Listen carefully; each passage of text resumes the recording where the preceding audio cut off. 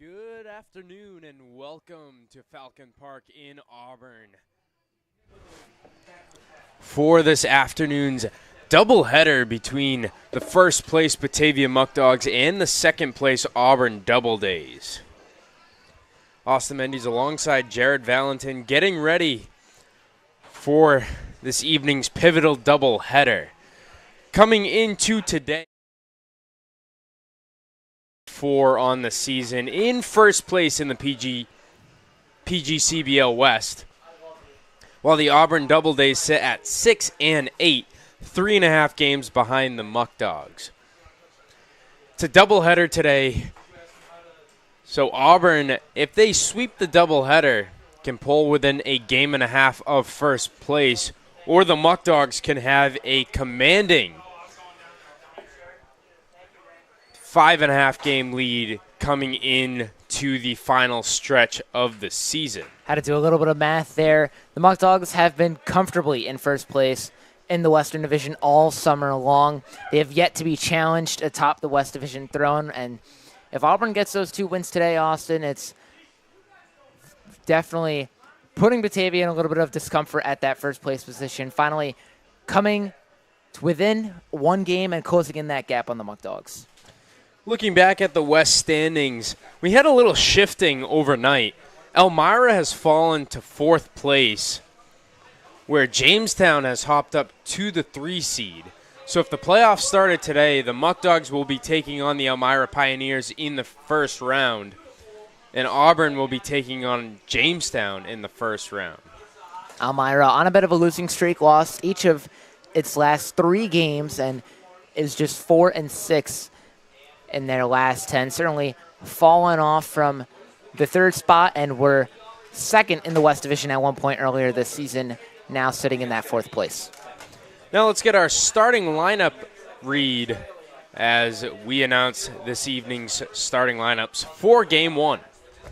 Hello, my name is Yankiel Gonzalez. Hello, my name is Isidro Jimenez. Hello, my name is Gary Beaver. What's up, guys? Matt Misiti. And tonight's starting lineup is presented by Tonkin Bank.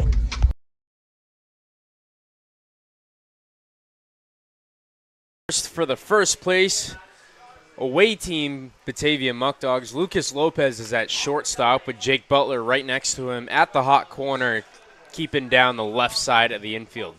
Cooper Romick behind the dish with James Bolton as the designated hitter this afternoon. Sean Mindas behind Butler and Lopez in left field with Justin Espinal at first base on the other side of the infield. Caleb Walker right next to Espinal at second base with Sean Pope as the extra hitter batting 8th. Jacob Vesco is behind Espinal and Walker in right field. And Travis Hammond rounds out the lineup patrolling center field. The Muckdogs in Game 1 of this doubleheader rolling with their ace, Matt Misiti, against the Doubledays. Gavin Grupuso is at third base with Anthony Piazza as the extra hitter. Ryan Grundy in left field with Gabe Sanders on the other side in right. Zach Bale at first base with Alex Sandel right next to him at second. Moving over further left is Fernando Espinal at shortstop. Alfred Hody is the catcher with Bradley Soto Diaz patrolling center field and Logan Scully the designated hitter. Andrew Rucci is the starting pitcher this evening for the Auburn Doubledays. We're getting ready as both teams finish off their pregame warm-ups. We'll be back in a few short moments for this one to commence and the pregame festivities to get started in Game 1 of this doubleheader.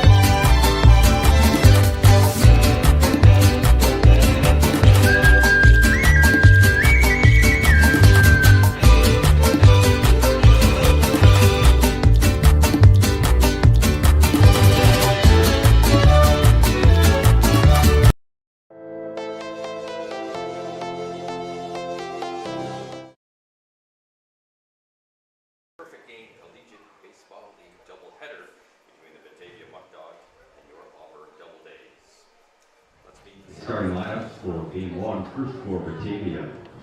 Leading off shortstop, number 14, Lucas Lopez.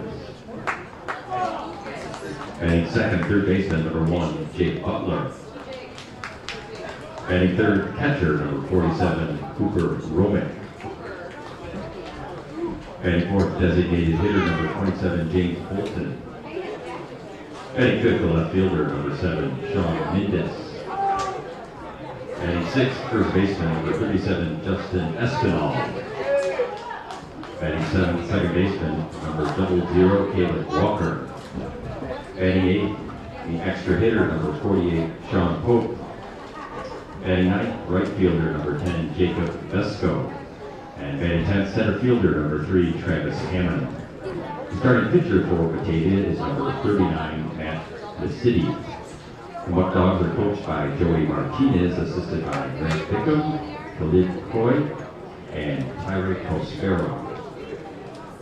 Now let's meet the starting lineups for your Auburn Doubledays. Leading off third baseman, number 8, Gavin Gurapuso. Batting second, the extra hitter, number 2, Anthony Piazza. Batting third, left fielder, number 19, Ryan Grundy. Batting fourth, right fielder, number 10, Gabe Sanders. Batting fifth, first baseman, number 32, Zach Bale. Batting sixth, second baseman, number 1, Alex Sandell. Batting seventh, the shortstop, number 7, Fernando Espinal. Batting eighth, catcher, number 12, Alfred Fati. Batting ninth, center fielder, number 22, Bradley Soto Diaz. And batting 10th, the designated hitter, number 11, Logan Scully. Starting pitcher for the Doubledays is number 31, Andrew Rucci.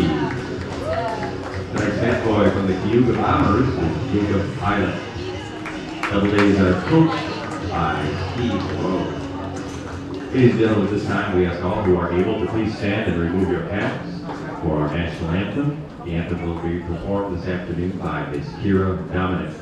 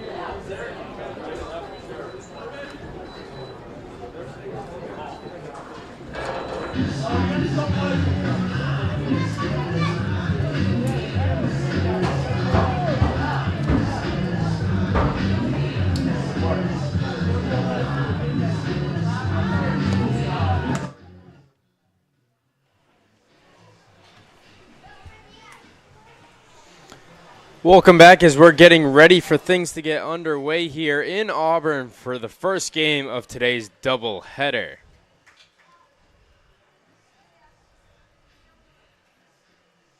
For some reason, our camera, similar to the July 4th game, is giving us more issues.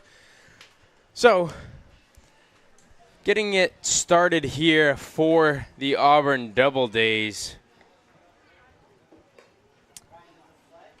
is number 31, Andrew Rucci.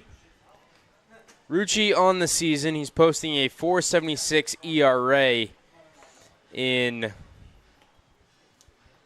8 games played. Rucci has pitched 17 innings in those 8 games where he's given up 10 hits. Has 26 strikeouts on the season, though. And opponents are hitting 169 on Rucci. Andrew Rucci starting for today's game. You know what that means? Pitcher Lucas West is not starting, the guy who Batavia has faced in each of the last 2 matchups. In the first game against Auburn that ended in a 0-0 tie, Lucas West threw a near no-hitter in 8 innings, only allowed 3 hits. So for the Muckdogs hitters, that's a sigh of relief that you're not facing a guy who's been a threat to the Muckdogs at the plate and on the mound. Definitely going to need to take advantage if you're Batavia early. So leading things off for Batavia is the second on the team in batting average, and their typical leadoff man, Lucas Lopez, who's playing shortstop this evening. Lopez batting .375 on the season. The first pitch up coming from Rucci, that one on the outside part of the plate for a strike. You mentioned Lucas Lopez, who's second in the team in batting average. He's near the top of the list in every Muckdogs category. First in the team in hits with 30. First in stolen bases with 14. This is a guy who can give you a little bit of everything and is versatile all around. Rucci now goes to a 1-1 count. Next pitch on the outside part of the plate, it's a 1-2 count against Lopez. So Rucci, the 1-2 delivery upcoming to Lopez. That one grounded over to Espinal, who picks it up, throws it across the diamond to Bale for the first out of game 1. That'll bring up Jake Butler to the plate, the third baseman for Batavia this afternoon.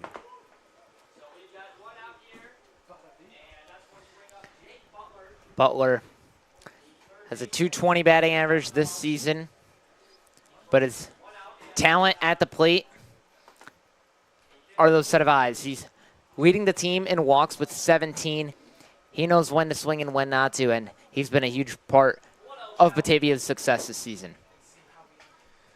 Butler has solidified himself at that hot corner for Batavia. As that one goes out to right field. Getting over underneath it is Gabe Sanders, right in front of the Duncan sign out there for the second out. Auburn's fielders getting to the ball quick and making the catch. That's 2 quick outs for Batavia. Auburn, on the other end, off to a strong start. Now that brings up the Batavia backstop, Cooper Romick. Romick in yesterday's game against Olean, he played all 9 positions. He won't be doing that this evening, as this one is an important game against the Doubledays. Yesterday, as a whole, you saw everyone on the Batavia roster experimenting and trying new positions.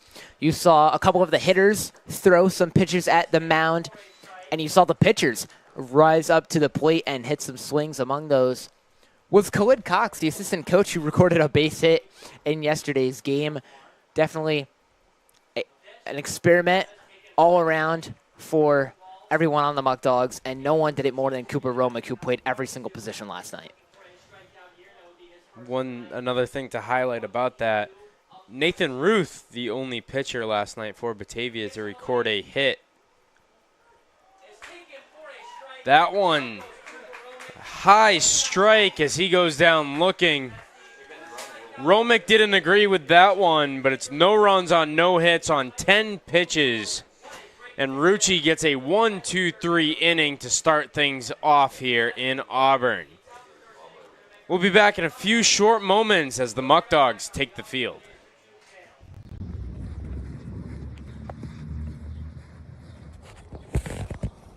Dude, I'm just not fast enough. I can't get that. Why don't you go grab a car from Pellegrino's Auto? Oh, that's a good idea. Pleasure doing business with you, sir. Here's the keys. Thank you for the great deal. Yes, Have a sir. great day. Thank you. You too.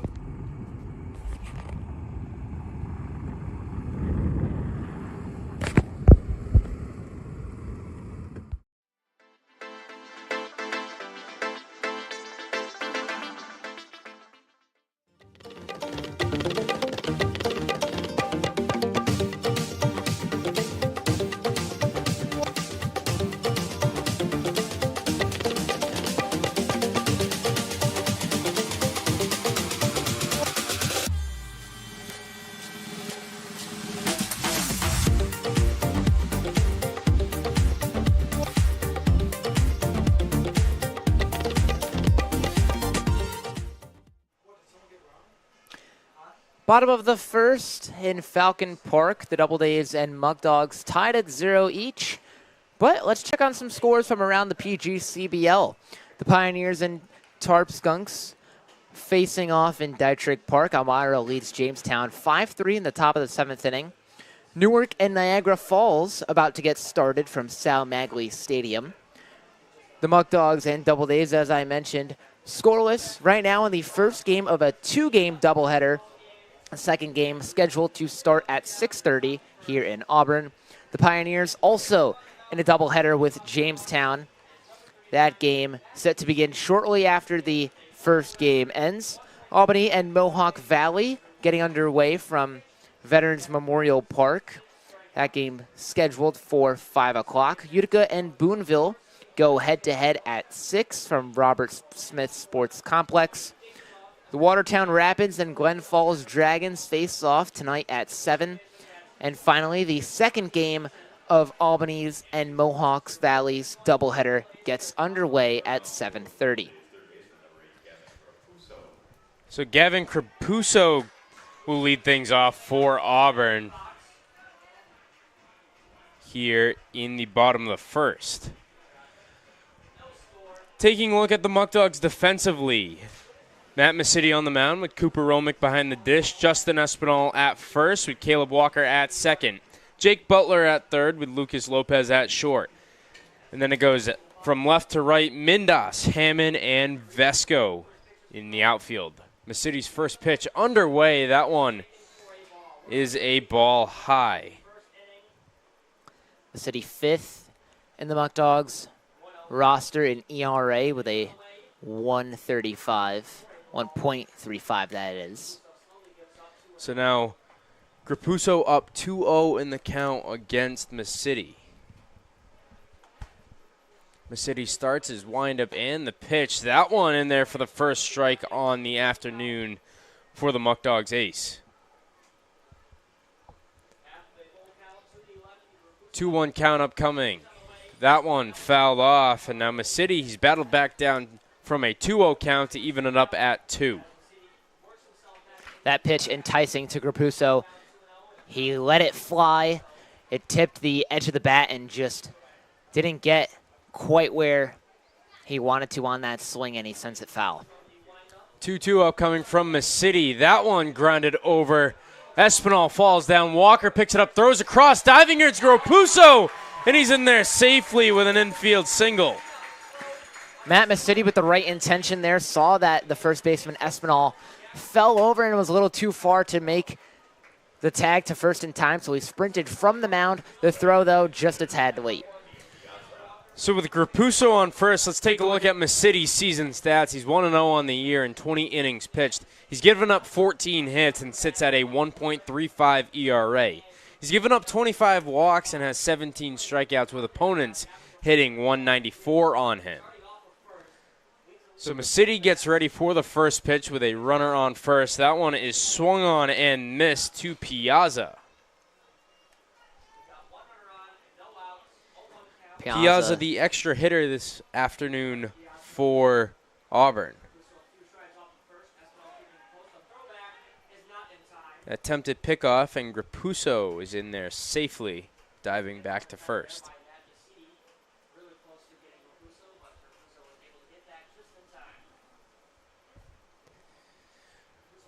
Misiti right back from the stretch.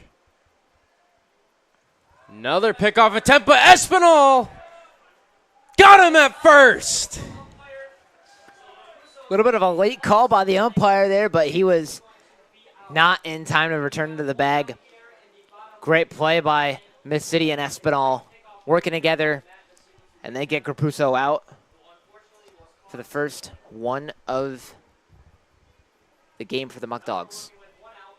Can expect a high-energy game in both games from both teams this evening and right now this afternoon. The Muckdogs sit in first place, the Auburn Doubledays in second, but only back 3.5 games. Not only does the stakes that are set from this game date back to the standings, but they date back to last season as well, where the Doubledays eliminated the Muckdogs in the first round of last year's playoffs. The Doubledays were the 4th seed, and they upset Batavia in a 4-2 victory last season. 2-2 count. Another thing, too, is the Doubledays have the Muckdogs number so far this year. The Muckdogs have yet to record a victory against Auburn, as that one is swung on and missed, and Misiti gets the strikeout. That's right, Austin. They tied the first game here at Falcon Park 0-0 after 10 innings. And then the second game was in Dwyer Stadium. The Muckdogs had the home advantage and were up 2-1 midway through the game until the Doubledays put together a 2-run inning in the 8th that ultimately kept them in front for the rest of the way. So the Muckdogs still winless this season against the Doubledays. Another thing, too, the Muckdogs, their offense has been powerful this season. They've put up a total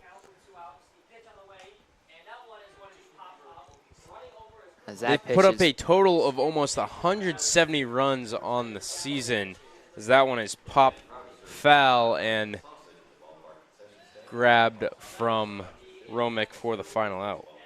This week alone has been the best offensive week of the season for Batavia. You date back to Monday when Batavia traveled to Geneva, put up 24 runs in that game to Geneva's 11, and in the process scored 19 hits, a season high. And then you fast forward a couple days later, Batavia had 11 runs against Buffalo. Granted, that's a non-league game, but still just an absolute great offensive week and an excellent hitting performance as of late by the Muckdogs. Coming up for Batavia in the top of the second is James Bolton, Sean Mindas, and Justin Espinal. We'll be right back after a few short messages. 998, 999, 1,000. Yo, Jake, how'd you get so big? Oh, I just go to Whole Life Fitness in Batavia. You should go get a membership there. All right, thanks. Of course. 1, 2, 3. 97, 98, 99, 100. Oh, what's up, Landon? How's Whole Life Fitness? Great, I feel like a new man. Thanks for the advice. Of course. Go to Whole Life Fitness in Batavia. Jeez, this guy stinks. Go to the bullpen. Ready. Welcome back to Auburn. James Bolton leading things off for the Muckdogs in this inning, and in 29 at-bats, he leads the team in batting average at .483. Something you don't typically see is a hitter floating around that 500 mark. He's missed a few games this summer, but he has come back with vengeance and has made his name known amongst this roster and in the PGCBL. A .483 batting average, leads the team in just only 10 games, so it doesn't qualify for the PGCBL's batting average leaderboard, but if he had enough games, he would be first by far. The only other player with a 400 or better batting average is from Amsterdam, number 8, Cade Ladoff. There's another hit for Bolton to add to his totals as he bloops that one out to right field. Now Sean Mindas coming up to the plate. First hit of the game for the Muckdogs there after that 1-2-3 inning by Andrew Rucci. So Bolton on first. Rucci getting set. A quick throw over to his first baseman, Bale, just to keep Bolton closer to the bag. Just wanted him honest. That one a gentle toss. You could tell he didn't throw that one as fast as he could and tried his hardest to get the out, but just wanted to let Bolton know that he's keeping an eye on him. That one bounces in the dirt on Mindas. And going back to Bolton, only one stolen base on the year, so not much of a running threat at first base. Next pitch, that one swung on and missed by Mindas. Sean Mindas, someone who's flown under the radar a little bit in this Muckdogs lineup. You talk about your James Boltons, your Cooper Romicks, your Lucas Lopez's of the world, but Mindas fourth in the team in batting average with a .345. And he's been a consistent guy for the Muckdogs at the plate with 55 plate appearances, 19 hits, 16 runs. This is a guy who's a sleeper pick in this Batavia roster due to just how many talented hitters Batavia has. So Mindas in a 2-2 count against Rucci.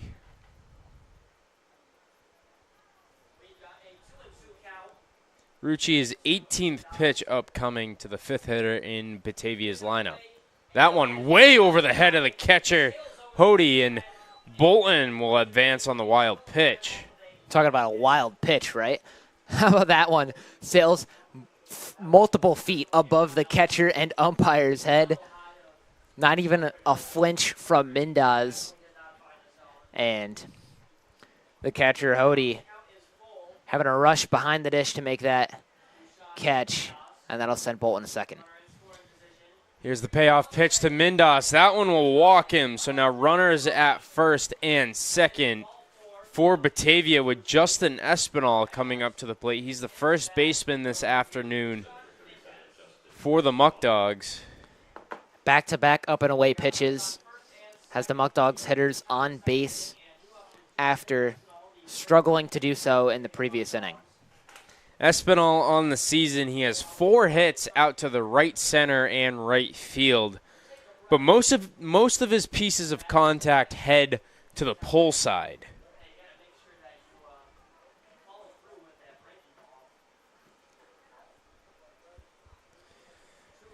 First pitch to Espinal. That is a ball high. Bases are loaded. Not bases are loaded. Bases have runners on first and second. Rucci, 20 pitches so far in 1 inning.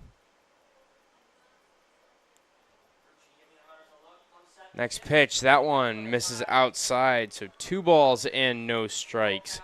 That is 4 consecutive balls from the southpaw for Auburn.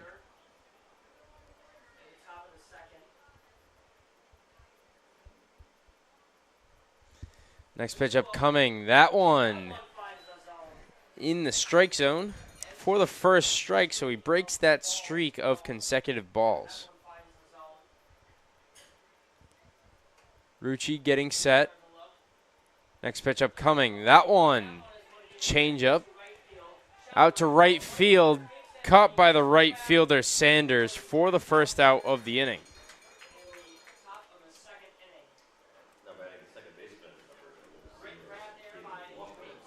Caleb Walker now comes up to the dish for Batavia.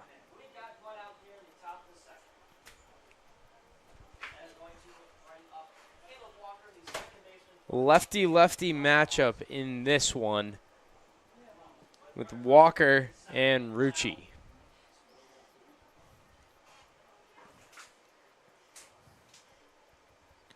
Rucci ready. Bolton a step off a second. First pitch, that one in the strike zone for strike 1 against Caleb Walker. Walker, similar to Butler, one of the most disciplined batters in this Batavia roster. 15 walks on the season. That puts him at 5th in the Muckdogs lineup. So the 0-1 now to Caleb Walker. He lays down that bunt, which he does great all season. Walker will beat it for an infield single. Talk about a perfect bunt. Grazes the top of the bat and dribbles along the third baseline.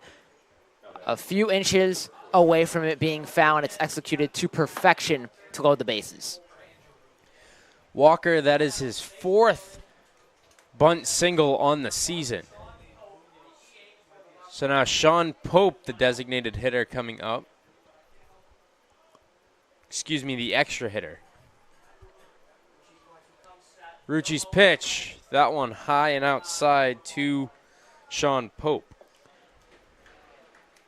Just 1 out in the inning for the Muckdogs, and you have the bases loaded. A great chance to put some runs on the board and take the lead early in this game. And we've seen this season when the Muckdogs strike first and they hold the advantage early on, they're good at sticking it out and ending with a win. So a great recipe for success so far in just the second inning.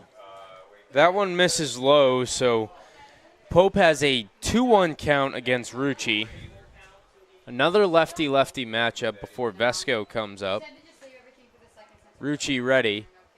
And here's the next pitch. Pope sends that one out to right center. Getting underneath it is Sanders. Tagging is Bolton. Coming to the plate. Here's the throw. Bolton is out. What a throw from Sanders from right field to save a run. And we remain tied at 0 here in Auburn. And the crowd is loving it. And you can see Hody's face after that when he knew he just made a big play there at home. Prevents the run, and the Muckdogs, after loading the bases, have to work back to get another chance to put runs on the board, And they go down still scoreless in the second inning. It'll be Sanders, Bale, and Sandel coming up for the Doubledays in the bottom of the second.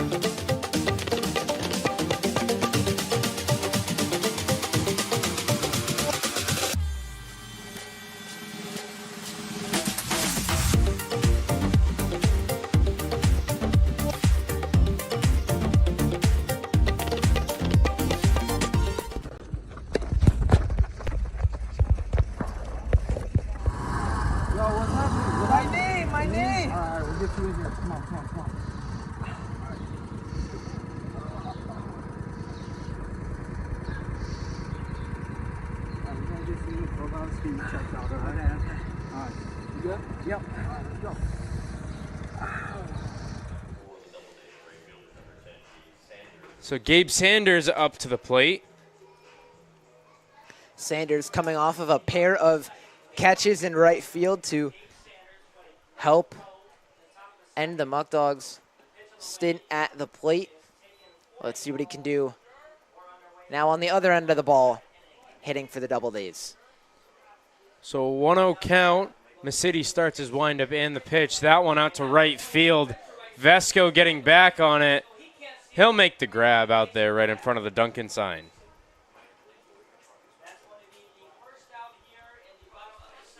So 1 down as Zach Bale comes to the plate.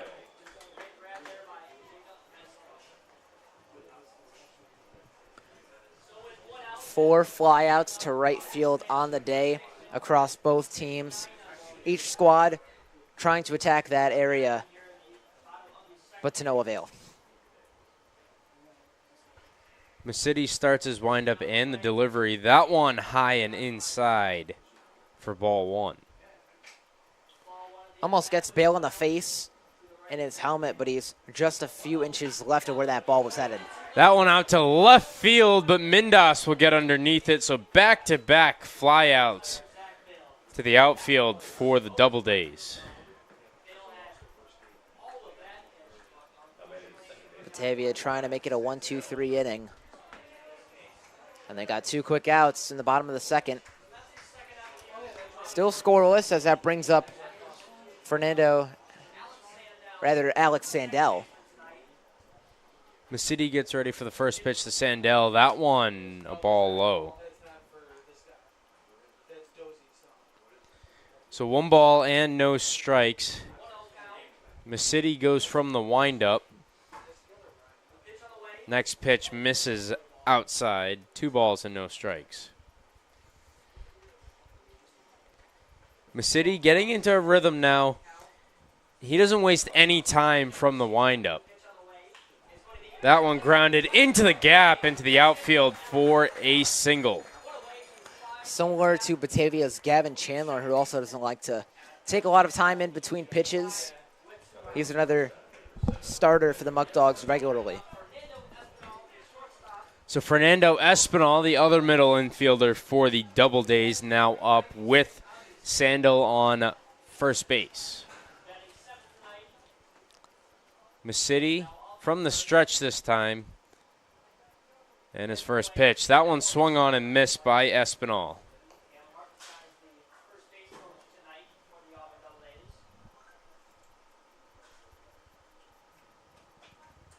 So both teams have exchanged 2 hits each so far in this one, with 2 outs in the bottom of the second. Next pitch, that one grounded over. Lopez dives, and there's another base hit.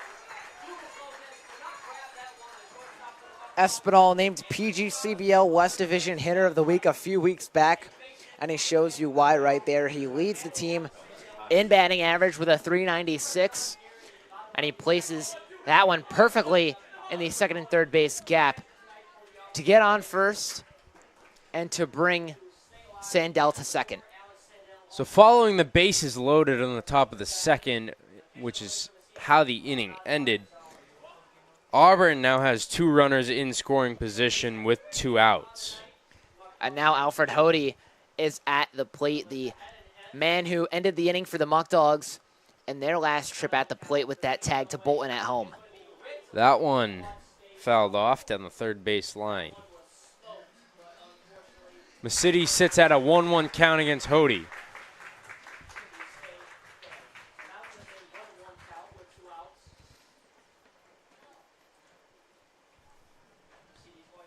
So 1 ball and 1 strike.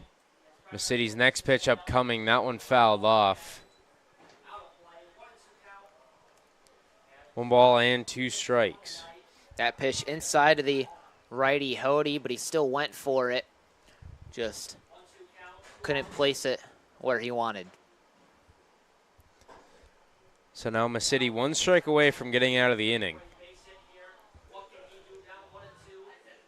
Next pitch upcoming. That one will drill him, and now it loads the bases for Auburn. And Brian Soto Diaz coming up to the plate.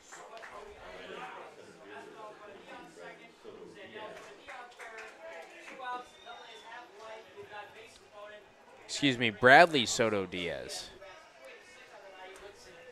Hody walked after that pitch, hit him in the back, loads the bases. As you mentioned, Austin, just have to be careful here if you're Misiti and get out of this jam. So Misiti misses low on his first pitch. 2 outs in the inning. Misiti's next pitch, that one on the outside part of the plate, an 85-mile-per-hour fastball. That was good enough for Soto Diaz to let the bat fly, but his swing was just a tad short of where the pitch was headed. That one is fouled off, reaching 87 on the fastball this time from Misiti. So 1 ball and 2 strikes. Bases are loaded. Misiti starts his windup, and the pitch swung on and missed. And Misiti gets out of the bases loaded jam with Vesco. Hammond and Lopez coming up. 2 hits on the inning, but no runs for the Doubledays on 17 pitches as we head to the top of the third here in Auburn. Both squads getting the bases loaded, just haven't had success capitalizing when the runners are on base. And it's still a scoreless game between the 2 best teams in the West Division headed into the 3rd inning.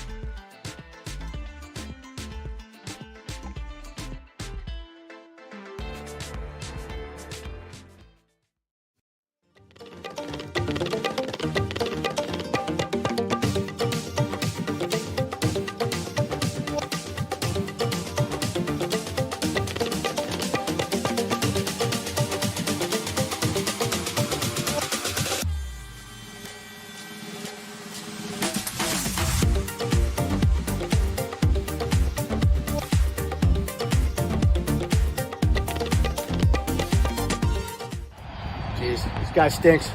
Go to the bullpen. Ready? Me?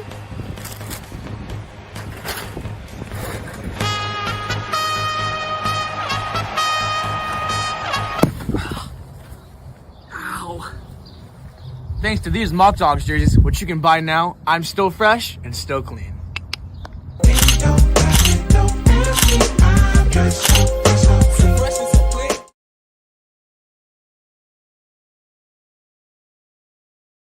Welcome back to Auburn. We're in the top of the 3rd. Jacob Vesco comes up, the right fielder for the Batavia Muckdogs.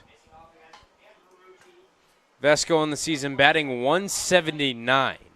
He's trying to get on base to start a 3rd inning rally. That one on the outside part of the plate for a strike.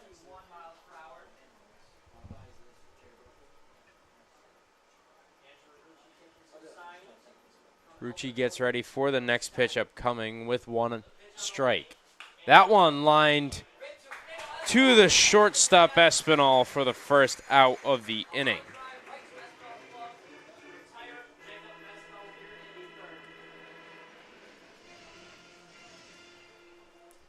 That'll bring up the back of the order.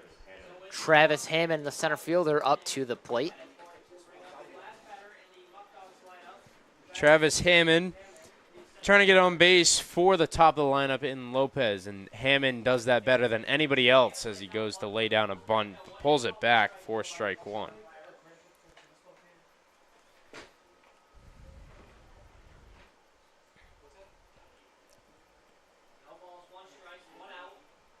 Next pitch upcoming. That one missing outside. Hammond, second on the team in stolen bases with 10 this summer. If he gets on base here, he's a guy that Rucci is going to have to keep his eye on.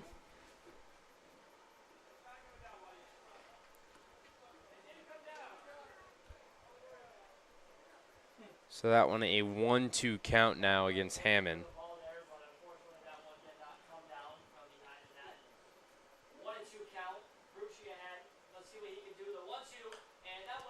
That one fouled off.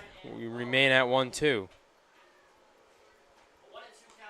Hammond a bit frustrated with his swing there as he slaps his knee. Just trying to put the ball in play here. Next pitch. Missing outside, and now a 2-2 count.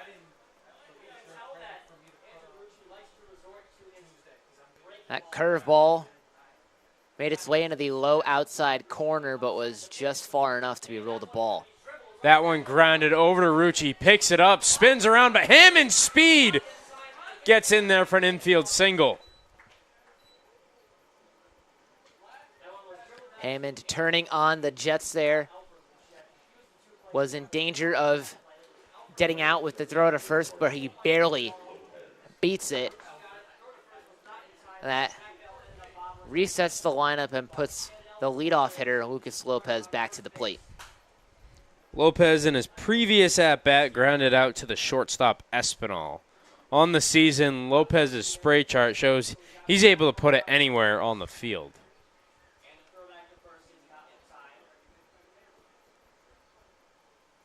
I mentioned it earlier. He's a guy who can do it all. And that spray chart shows a lot as he literally, as you mentioned, can put the ball anywhere.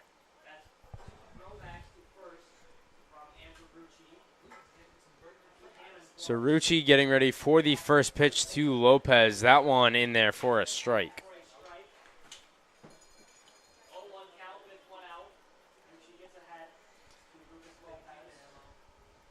So now Rucci resets, but another throw over to Hammond, who isn't really taking Rucci too seriously. He's just jumping back and forth on every pickoff attempt. Lefty-lefty matchup here between Rucci and Lopez as the next pitch is ruled a strike.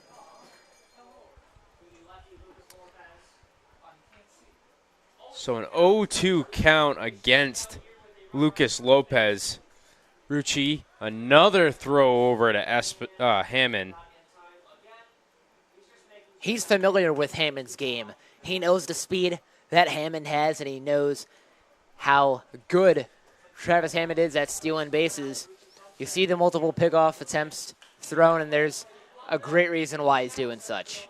That one popped out to the second baseman, Sandel, for the second out of the inning.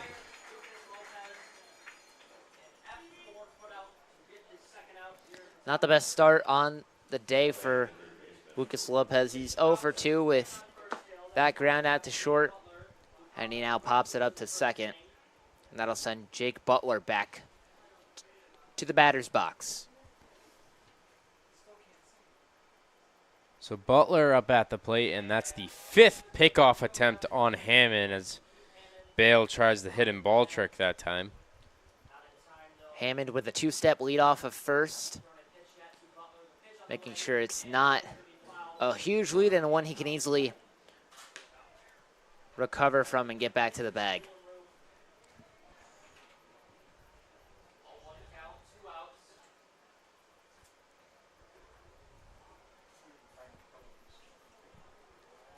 So 0-1 now to Butler. Next pitch, that one a ball high.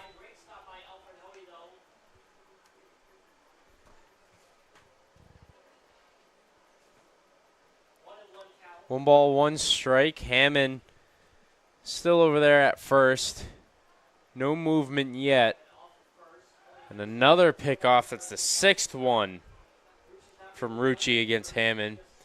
If we were playing MLB rules, Hammond would already be on second.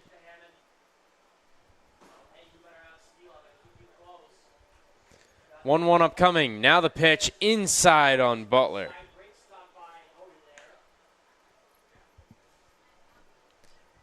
Sit at a 2-1 count.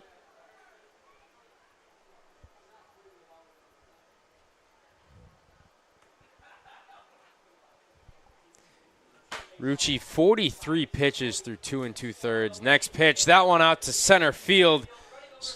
It'll fall down right in front of Soto Diaz, and Butler will get on with a single. Auburn kind of let that one fall there. You saw the shortstop Espinal and the center fielder Diaz both kind of look at each other as if they were telling the other fielder to go after it. Nevertheless, neither one of them move, and that puts Hammond in scoring position and sends Butler to first. That brings up a dangerous hitter in Cooper Romick, who has 25 RBIs on the season. He struck out looking in his previous at-bat. That one misses inside. First pitch inside of the righty Romick, and he lays off. Just trying to let the game come to him. That one to a diving Espinal at short. Maybe didn't have to dive on that one, but nonetheless, that ends the inning. Espinal making a lot of great catches at that shortstop territory, and he pulls another one into prevent the Muckdogs from scoring any more runs. Batavia, 2 runners on base with 2 outs, and once again, they go back to the field scoreless. It'll be Logan Scully before we head to the top of the Doubledays lineup in the bottom of the 3rd here in Auburn.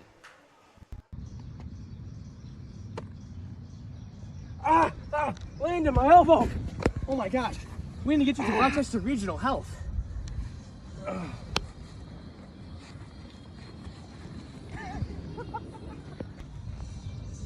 For all your medical needs, go to Rochester Regional Health, the best health services in Western New York.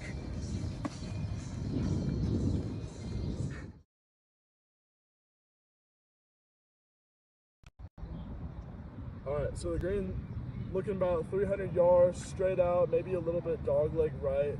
We'll see what we got here with this draw here. Hopefully I don't slice this one. No golfing at Dwyer. So where should we golf at?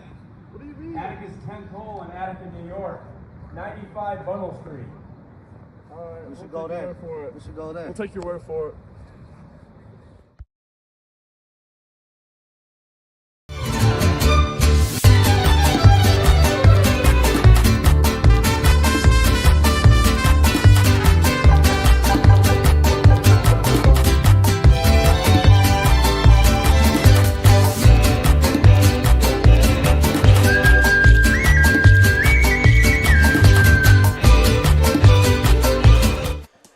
We're back in Auburn. It's a 0-0 game heading into the bottom of the 3rd inning. Logan Scully leading things off for the Doubledays, the last hitter in Auburn's lineup. Misiti starts his next inning with a ball.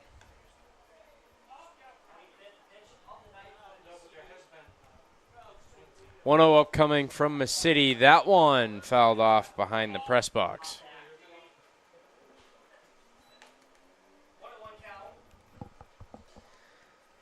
One ball and 1 strike.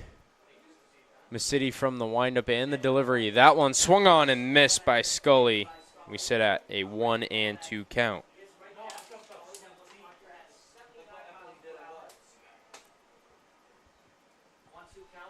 Next one swung on and missed, and Misiti gets the strikeout. Now back to the top of the lineup in Gropuso. Misiti in a groove, his 3rd strikeout of the day, coming against one of the most talented teams the West Division has to offer.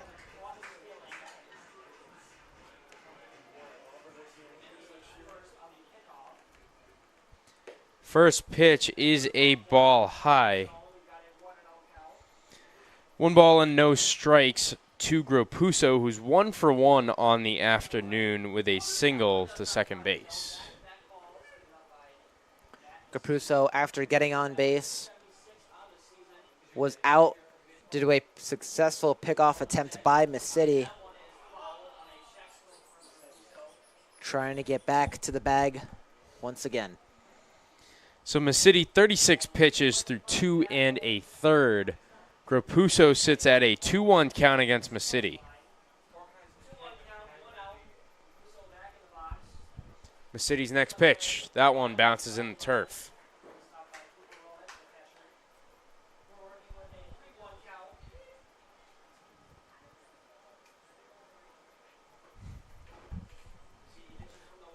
Misiti's 3-1. That one misses low, and Gropuso reaches base for the 2nd time this afternoon.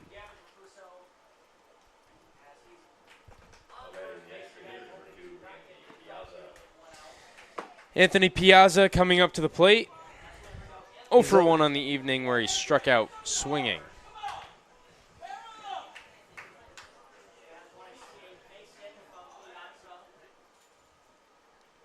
Misiti from the stretch. Gropuso a big lead over there at first. First pitch, that one misses low and outside for ball 1.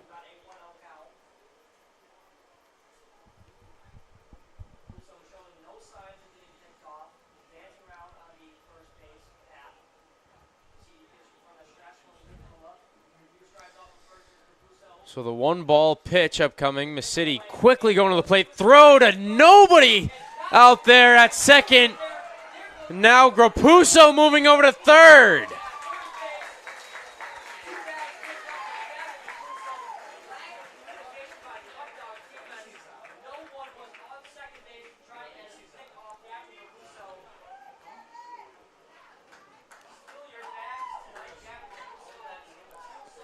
Romick threw that ball from home to second before any of the Muckdogs infielders could get to the bag, and it costs them as a result. Just a little bit of miscommunication there, and that sends Grapuso to third, and is 90 feet away from being the first run scored on the day. Set at a 1-1 count.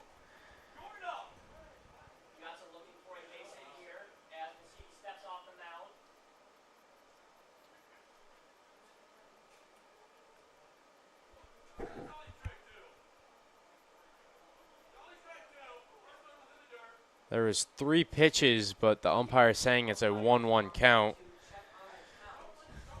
Pretty sure it's a 1-2 count.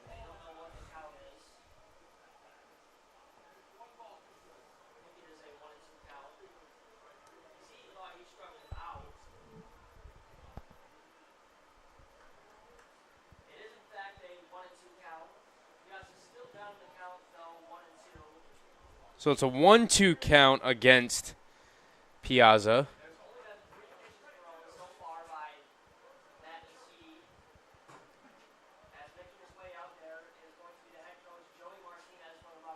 Should be a 1-2 count. There was 3 pitches thrown from Misiti.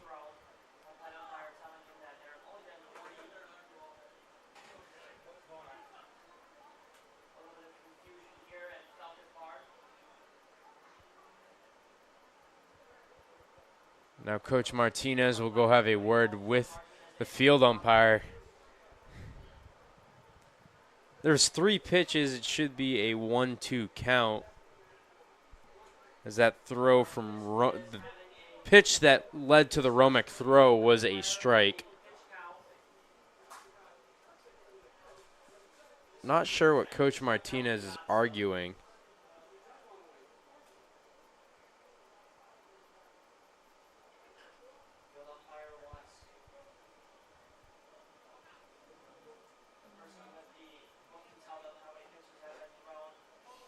Still don't know what the argument's about.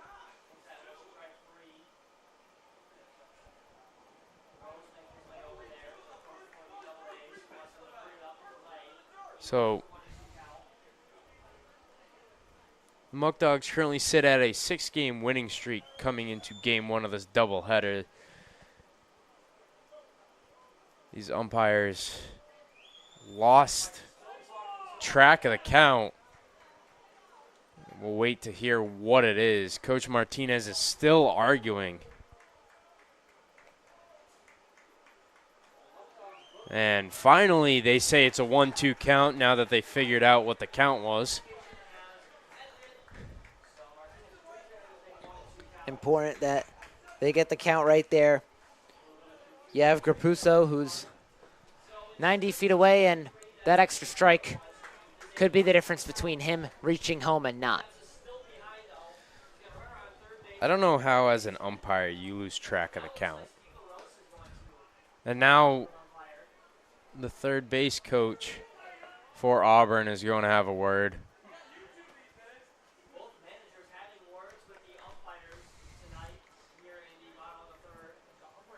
You see, this gets solved if the home plate umpire just knows that 3 pitches were thrown and he called a 1-1 count.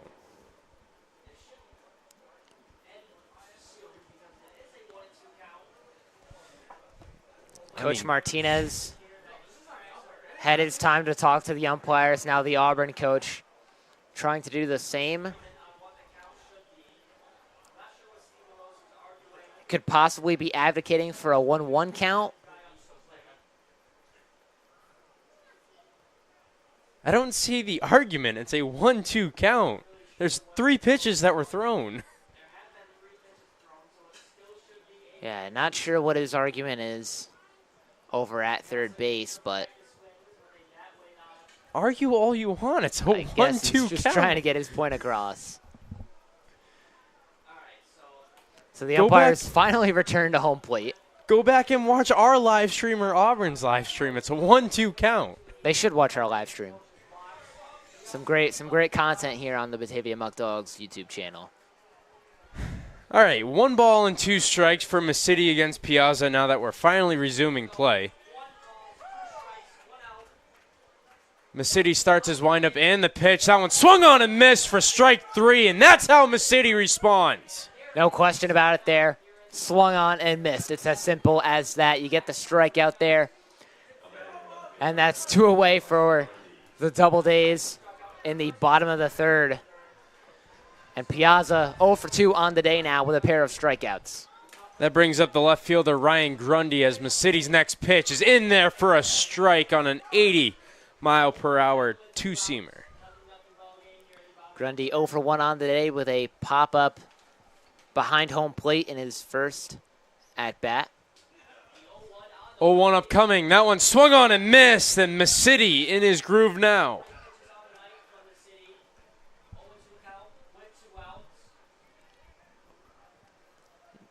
So Misiti getting ready from the windup and the pitch. That one fouled off by Grundy. Misiti just needs 1 more strike to leave Grapuso stranded at third. His last few pitches have all been strikes. So let's see if he can get 1 more. 0-2 upcoming.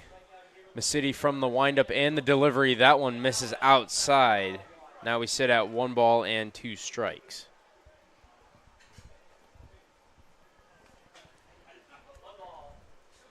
We remain tied at 0, a runner 90 feet away as that one bounces in the turf. Count gets evened up at 2.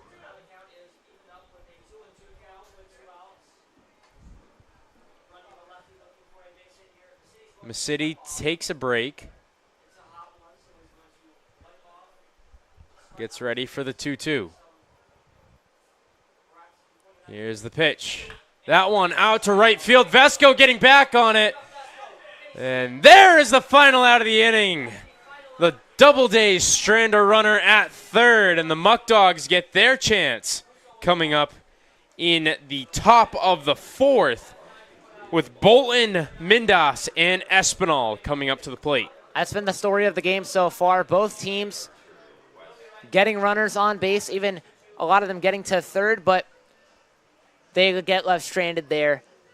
The score doesn't reflect the excellent performance at the plate for either squad so far, so we head to the 4th inning, and it's still 0-0.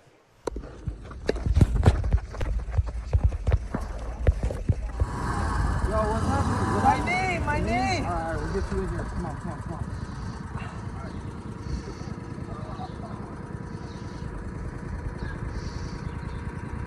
I'm going to get you in the profile speed checked out, all right? All right. You good? Yep. All right, let's go.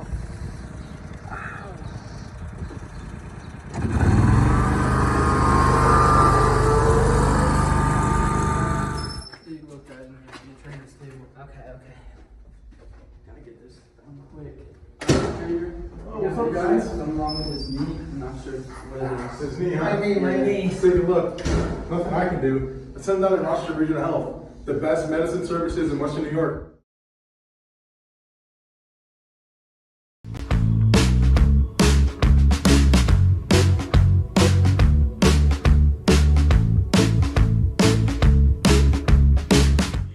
Welcome back to the top of the 4th. James Bolton coming up to the plate, the cleanup hitter and designated hitter for the Batavia Muckdogs this afternoon. Austin Mendes joined with Jared Valentin, getting ready for the top of the 4th in a tied ball game at 0. Bolton had a single in his first at-bat and nearly scored for the Muckdogs, but was out at home after a throw from Sanders in right field to the catcher, Hody. Got Bolton out and prevented the run. First pitch is a ball.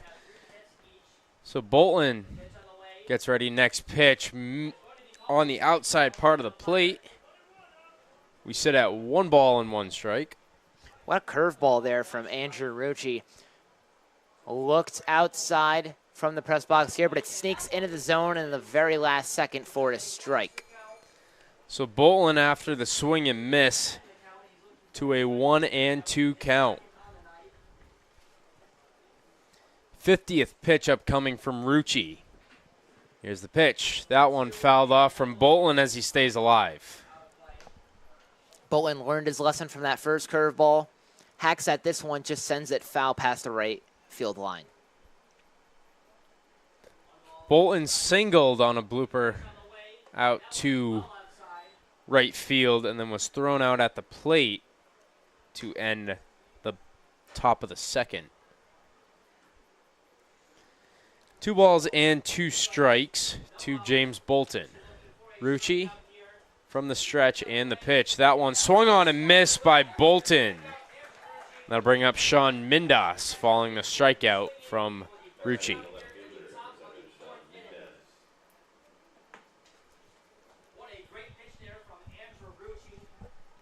Mindas walked in his first at-bat.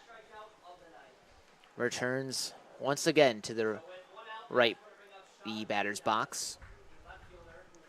First pitch to Mindas. That one missing the strike zone.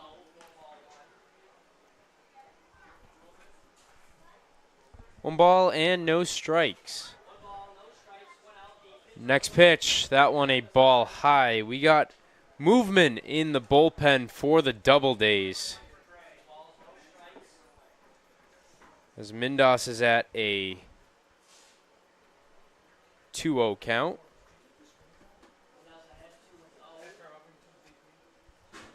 Next pitch, swung on and missed. So Mindas going to a 2-1 count.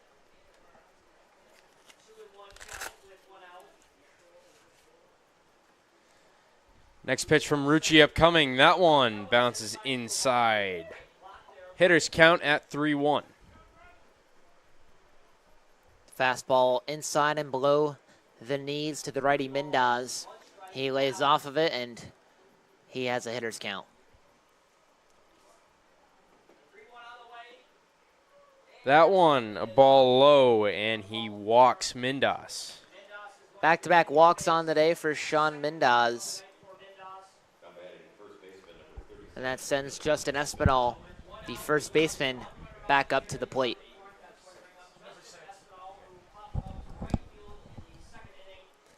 So Justin Espinal coming up.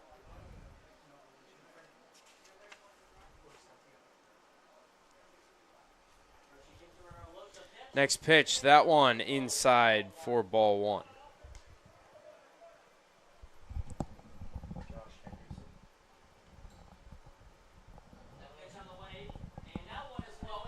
That one bounces in the turf, and Mindas will move over on the wild pitch.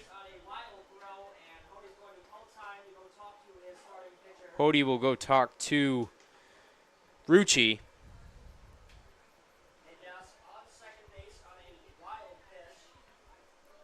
So we sit at 2 balls and no strikes with 1 out here. Rucci getting ready for his 60th pitch.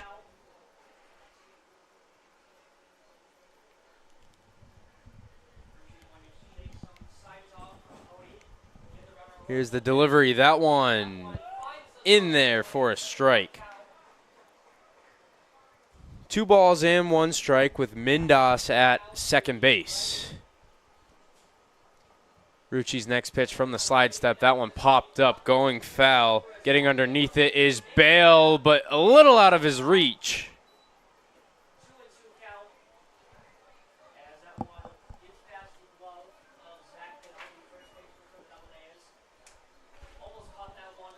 So Espinal sits at a 2-2 count, the sixth hitter in the Muckdogs lineup. Espinal 0 for 1 on the day with a fly out to Sanders at right field in his first at-bat. 2 balls and 2 strikes. Rucci's pitch to Espinal. That one fouled off, staying alive.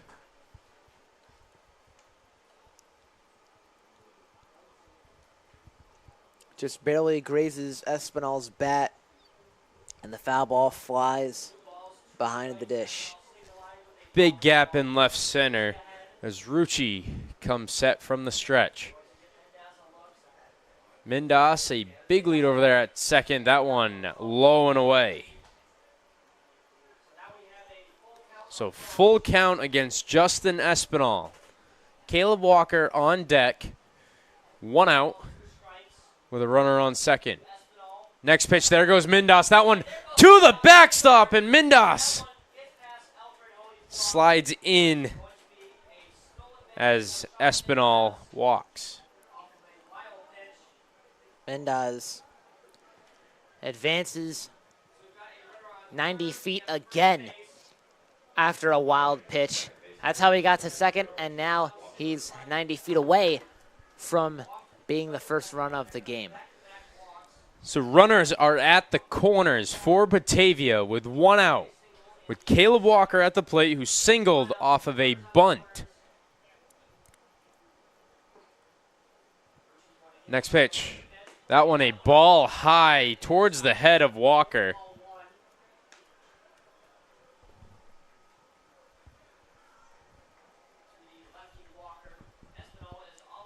One ball and no strikes. Espinal a 1.5-step lead at first. Next pitch. That one low and away. 2 balls and no strikes.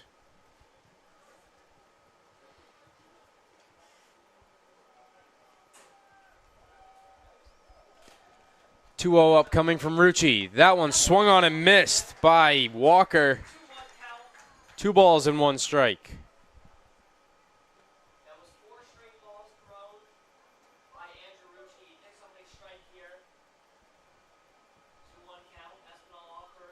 Rucci, the 2-1. High and inside, and now the count advances to 3 balls and 1 strike. Rucci in danger of loading the bases. It's a hitter's count, a runner 90 feet away. Hody will go have a word with Rucci as he approaches his 69th pitch. Auburn talking things over once again at the mound, and there's still some action in the Doubledays bullpen. So a 3-1 count against the second baseman, Walker, for Batavia. Espinal at first, and Mindas 90 feet away from being the first run of the game. Sean Pope is on deck for Batavia, the extra hitter this afternoon.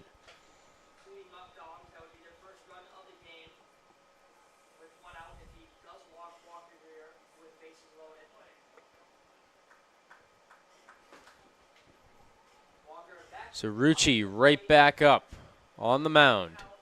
Lefty, lefty. Throw over to Espinal to check on him.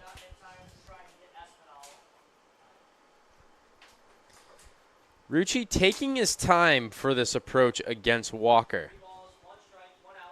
3-1. That one swung on and missed by Walker. We are now at a full count against Caleb Walker.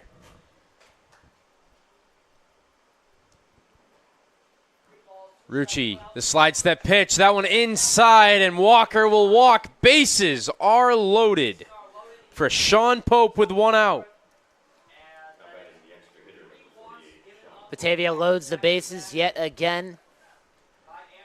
We'll see if the Muckdogs can finally bring a runner home. Mindas still at third with Batavia head coach Joey Martinez. He'd be the first run to score for either team. 0-1 count. Sean Pope up at the plate. He's 0 for 1 on the afternoon as he flew into the double play. That one lined foul. Second time this game Batavia has had the bases loaded. Pope. Last time was bases loaded with Sean Pope up, who flew out to right field, and Bowling got doubled off at the plate. The 0-2 pitch fouled off. Back-to-back foul balls for Sean Pope. Lasers the first one right of the first base line, and the second one pops up over the grandstand. So no balls and 2 strikes. Rucci's next pitch. That one will hit Pope. And it'll bring in a run, the first run of the game, with Sean Mindas touching the plate. And Batavia strikes first.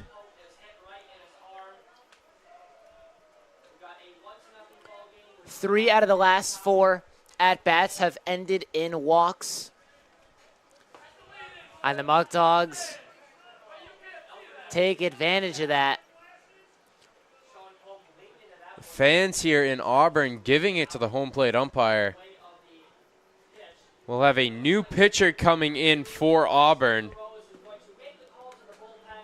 So while this new pitcher comes in and gets warmed up, we'll take a break.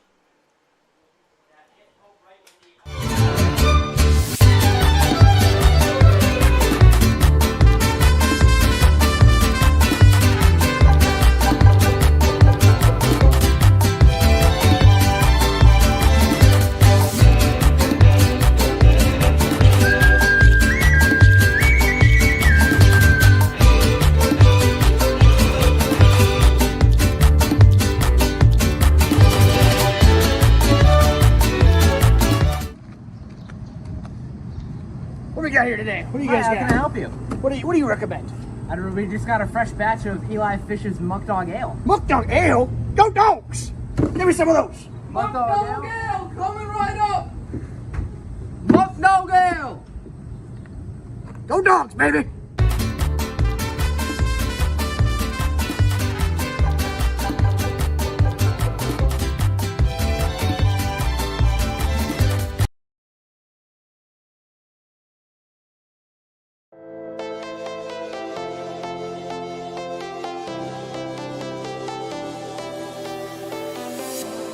I was a lonely silhouette, needed somebody to show the way. Yeah, I was a heartbeat with no sound till you came around. Yeah, you showed me colors, light in the darkness. You were the only thing I needed. Then we got over. Yo, Eric and Jason, where'd y'all get this car at? Pellegrino. Where's that at? Batavia. The best auto dealership in Western New York.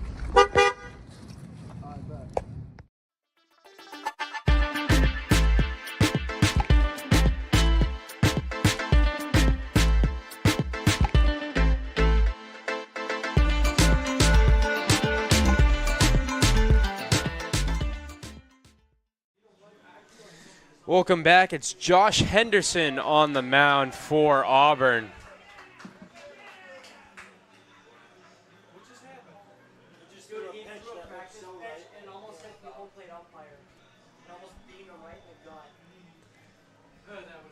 So Josh Henderson on the mound for Auburn.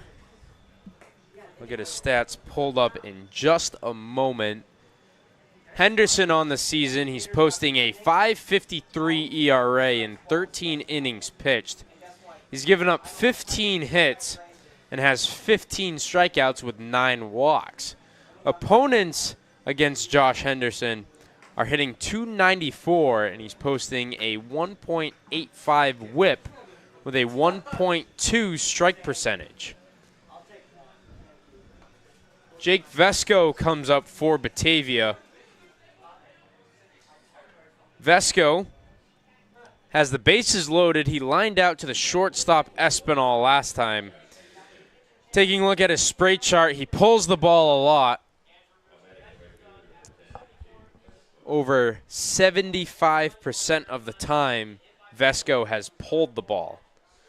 So with 1 out and Justin Espinal 90 feet away with the bases loaded, Henderson gets ready for his first pitch.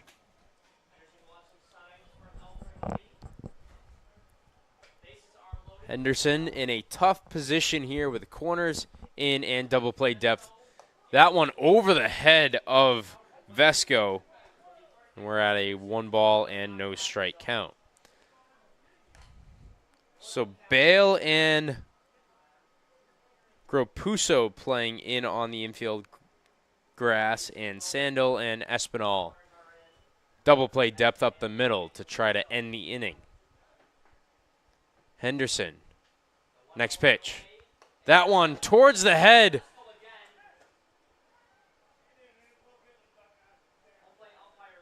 Not sure if it clipped Vesco. Espinal will score. And it did clip Vesco. Coach Martinez goes to have a word to check on his right fielder. And another run scores for Batavia on another hit by pitch. The trainer for Auburn out there checking on Vesco. Might have got past the C-flap on his helmet. And Vesco, he's all right, and he'll go to first. That brings up Travis Hammond now, who's 1 for 1 on the afternoon. He singled on a soft ground ball to the pitcher. So all the runs besides Vesco are responsible because of Rucci. So we'll get his final stat line in a moment when this inning concludes. Third pitch from Henderson. That one high and inside on Hammond.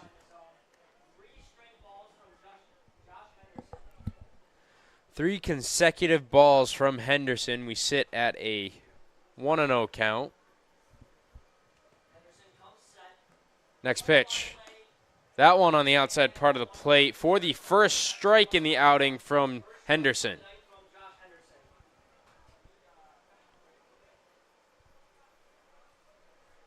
The Muckdogs hold a 2-0 lead in game 1 of this doubleheader. Henderson ready, and the pitch. That one popped up by Hammond.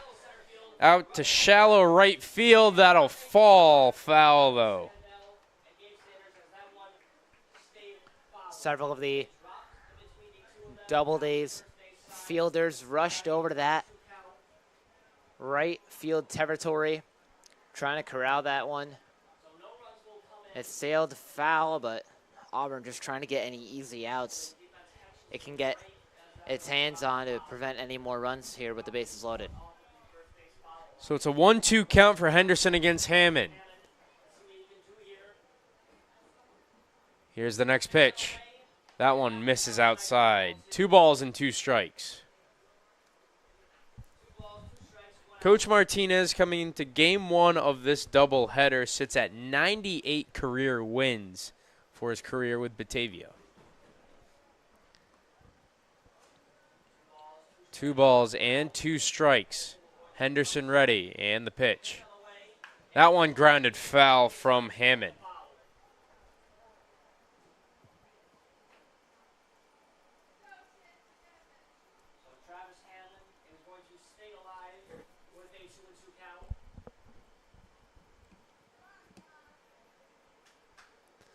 So 2 balls and 2 strikes. Henderson set. Here's the pitch. Missing high, so now a full count against Hammond. Nobody in Auburn's bullpen. Henderson, he's gotten into some trouble already through 8 pitches. He's got a full count against Hammond with the bases loaded. Here's the pitch. That one. Out to right field, Hammond on the sac fly to Sanders. Tagging is Walker coming to the plate. Walker will score, and the Muckdogs add another run.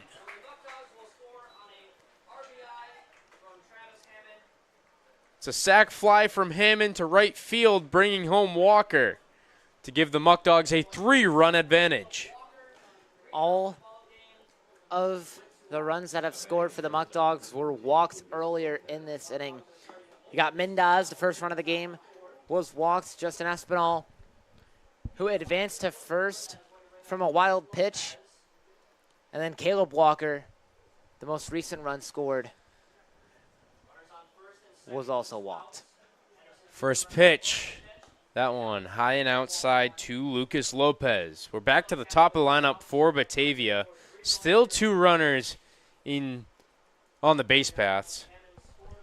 Lopez 0 for 2 on the day with a ground out to short and a pop out to second base.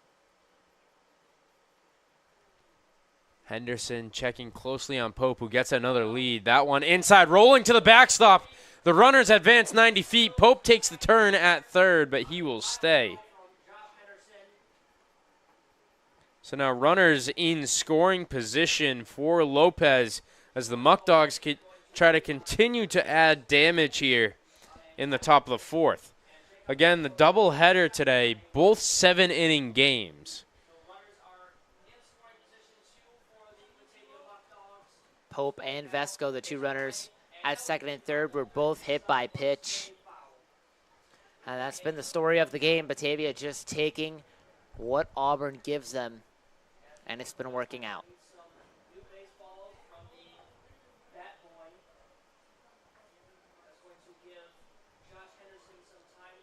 So now Henderson sits at a 2-1 count.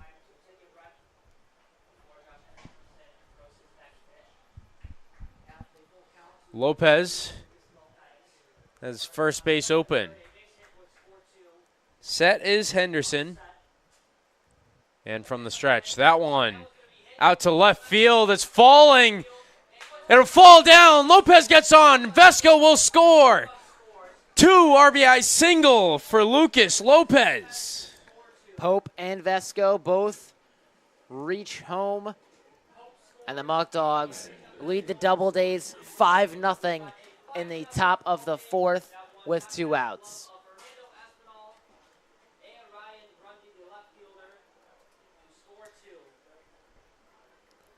So Jake Butler up with Lopez on first.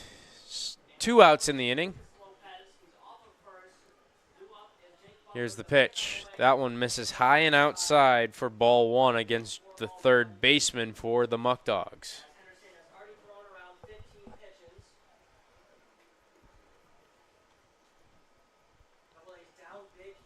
Henderson is ready.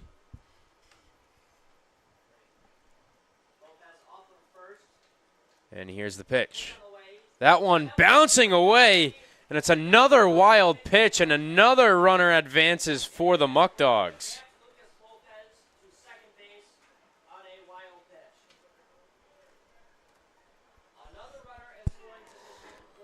So Lopez in scoring position. Jake Butler 1 for 2 on the afternoon. Henderson is ready. Next pitch. That one misses outside. 3 balls and no strikes.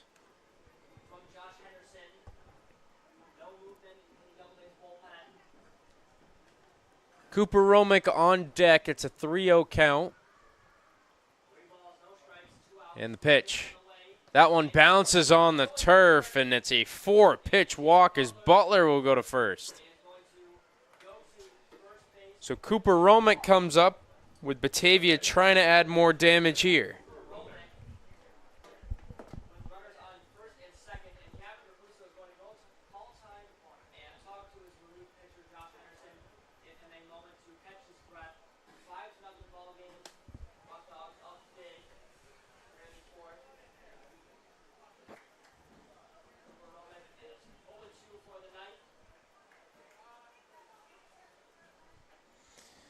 So here we go. The runners on first and second. Romick. Here's the pitch. That one low and outside. 5 consecutive balls. Henderson just struggling to find the strike zone. And it's coming at a time where Auburn needs to get out of this inning as quickly as possible. 5 runs allowed in the top of the 4th. That one bounces right in front of the plate. Throw to first, and that is how the inning ends on the soft ground ball out from Romick. 2 get stranded for Batavia, but they strike for 5 in the inning, only off of 1 hit. It'll be Gabe Sanders, Zach Bale, and Alex Sandell coming up for Auburn in the bottom half of the 4th. 998, 999, 1,000. Yo, Jake, how did you get so big? Oh, I just go to Whole Life Fitness in Batavia. You should go get a membership there. All right, thanks. Of course. 1, 2, 3. 97, 98, 99, 100.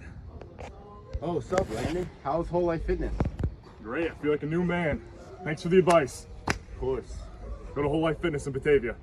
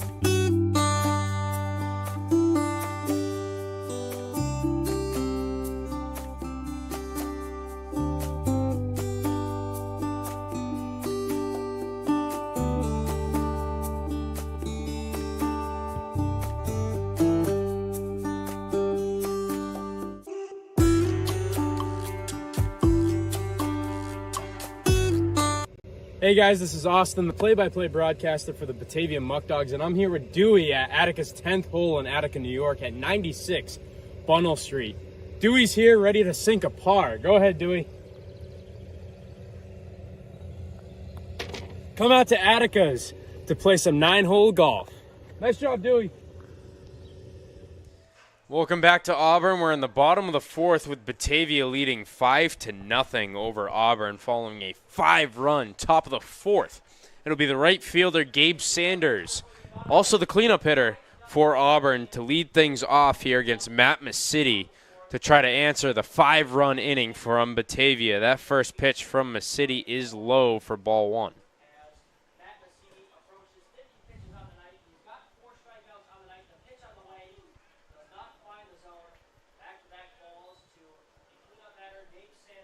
So now 2 balls and no strikes against Sanders. Next pitch. That one on the outside part of the plate, a 2-1 count. Sanders 0 for 1 on the day with a fly out to the right fielder, Jacob Vesco, in his first at-bat.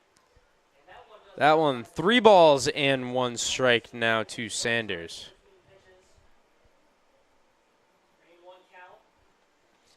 3-1. That one a ball high, and that walks Matt Misiti.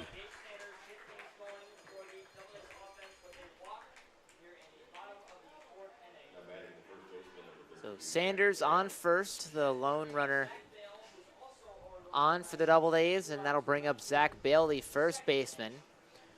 0 for 1 on the day with a fly out to the left fielder, Mendaz. Trying to get to the bag here.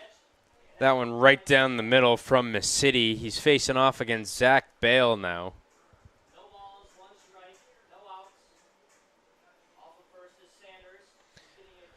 Misiti ready. The 0-1 delivery. That one missing just barely. So it's a 1-1 count.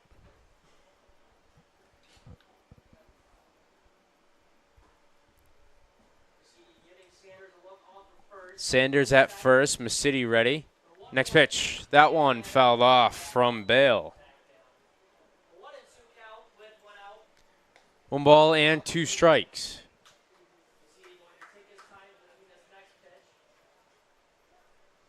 We do have a pitcher getting loose in Batavia's bullpen. Can't quite see who it is just yet.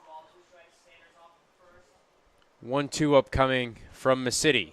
Here's the pitch, that one. Out to center field, Hammond getting back on it in the right center gap, and he'll make the catch with Sanders going back to first.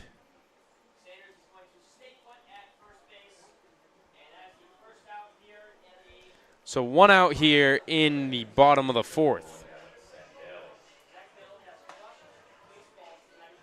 Not the start Zach Bale was hoping for. a pair of flyouts in his first 2 plate appearances. Marks the first out of the inning for the Doubledays, and that brings up Alex Sandell, the second baseman. Misiti ready, and the pitch. That one a ball high to Sandell. Sandell singled in his first at-bat.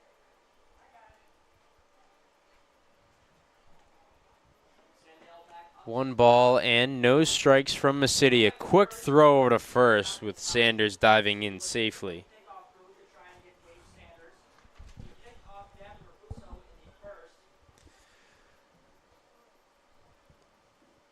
So Misiti will go right back from his set position. He's in the stretch this time, and the pitch. There goes Sanders. Throw from Romick. Cut off. Lopez slaps down the tag, and there's the out at second base. Matt Misiti deals the high and outside pitch. Sandell bites on it, and he misses with his swing, and the throw from Romick to second gets the out. Just exactly what you were looking for if you're the Muckdogs.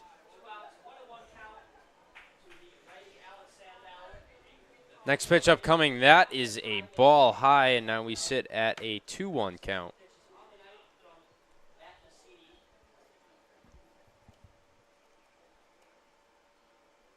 Next pitch, missing low and outside. Misiti to a 3-ball and 1-strike count against the right-handed hitting second baseman Sandell. 3-1 upcoming. Next pitch misses, and he'll walk him.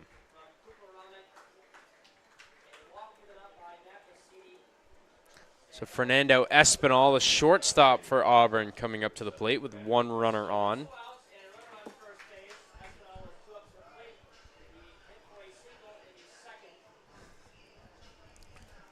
Espinal entering today. 19 hits on the summer. Second for the Doubledays. And also second for Auburn in runs with 13. Next pitch, that one missing low for ball 1. So the pitcher warming up in the bullpen for the Muckdogs is Josh Livengood. That one in there for a strike. Livengood on the season leads the team in strikeouts with 23 and still holds a 0 ERA in 19 innings pitched. 1-1 upcoming. Here's the pitch. That one swung on and missed by Espinal.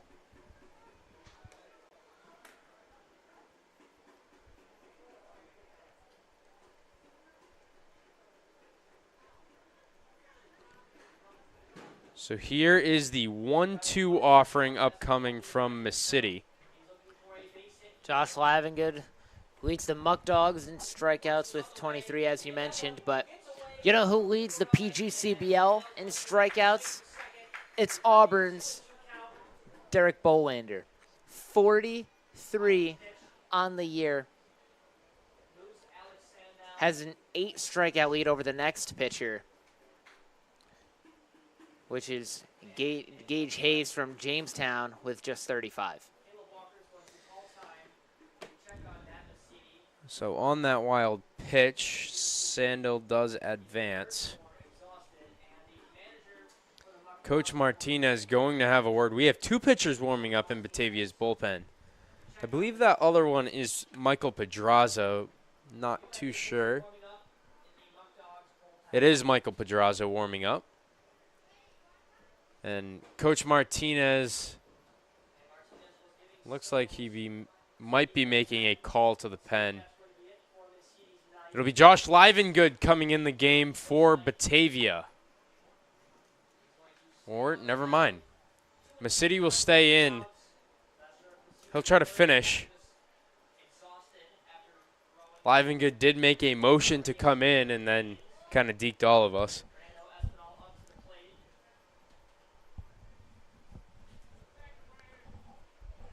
So it's a 2-2 count. Misiti is at 66 pitches.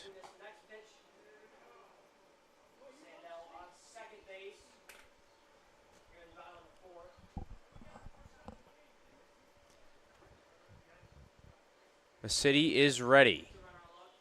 Trying to end the inning here. The 2-2. That one popped up. Espinal gets underneath it, and Misiti does it to end the inning.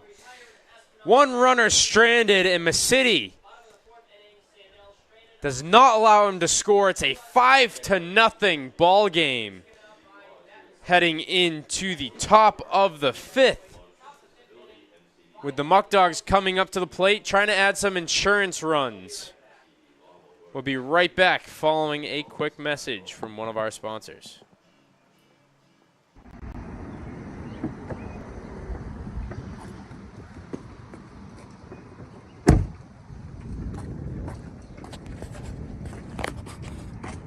Hey, how we doing? Good, how are you? Can I help you? Can I get one federal admission ticket, please? All right, so that's going to be $9. Having a great season, man. Yeah. First place. First place. I love it. Muckdogs. There you go. Thank you, sir. If you would like tickets, call our number at 585-524-2260. Go Dogs. Jeez, this guy stinks. Go to the bullpen.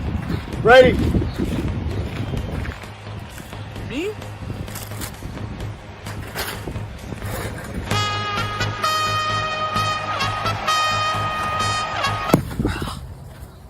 Ow. Thanks to these Muckdogs jerseys, which you can buy now, I'm still fresh and still clean.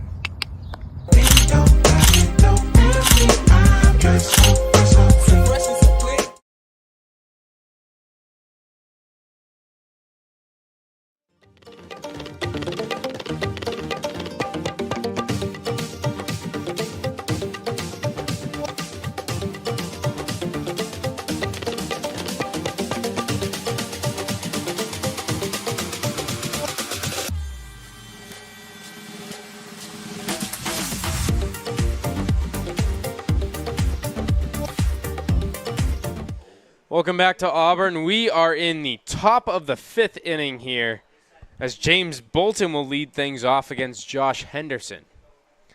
Bolton 1 for 2 on the afternoon as he fouls that first pitch off.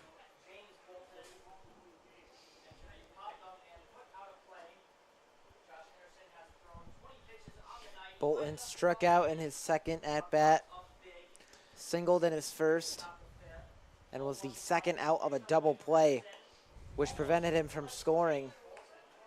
Bolton sprinted to home, but the throw was just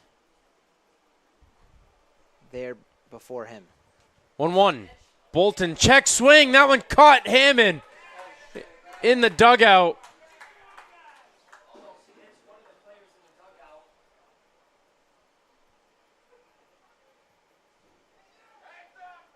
Well, Hammond is okay. 1-2, that one fouled off again.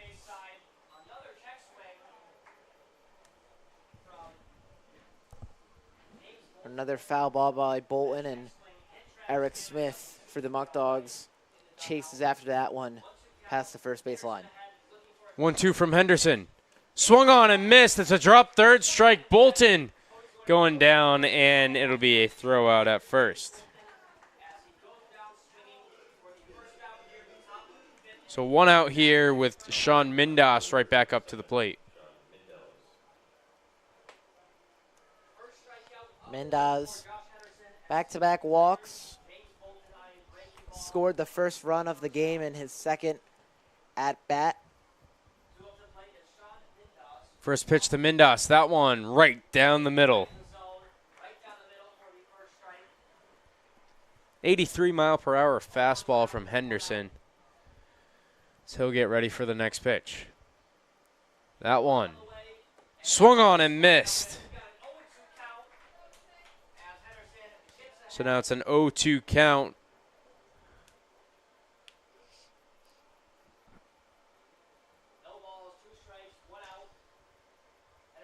Next pitch. That one grounded foul. So now that the last inning ended, the final stat line for Rucci on the day, he pitched 3 1/3 on 74 pitches. He gave up 4 hits, 4 runs, 4 walks, and struck out 2 batters while also hitting 1.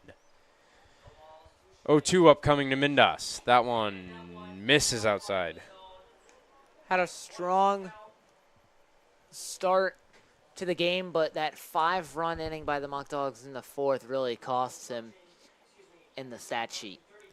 Next pitch, swung on and missed by Mindas. Back-to-back Ks for Henderson. Justin Espinal now comes up, who's 0 for 1 on the evening with a walk and a flyout to right field.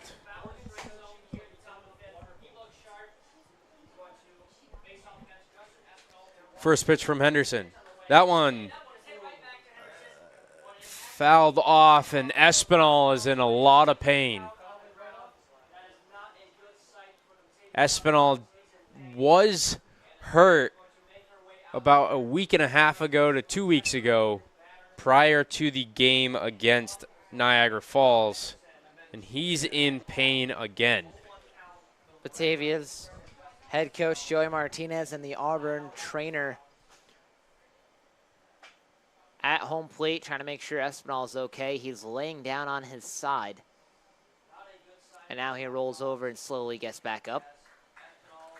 Well, Espinal is limping. He fouled it off with the same ankle he hurt. He'll grab his bat and go right back up to the plate. Espinal trying to assess if he should finish the rest of this at-bat.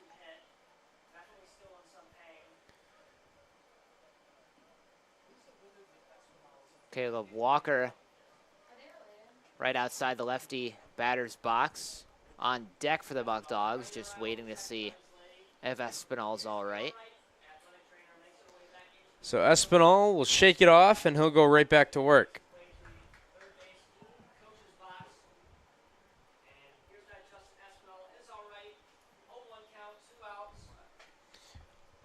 Oh, 1, here's the pitch. That one inside on Justin Espinal. It's a 1-1 count.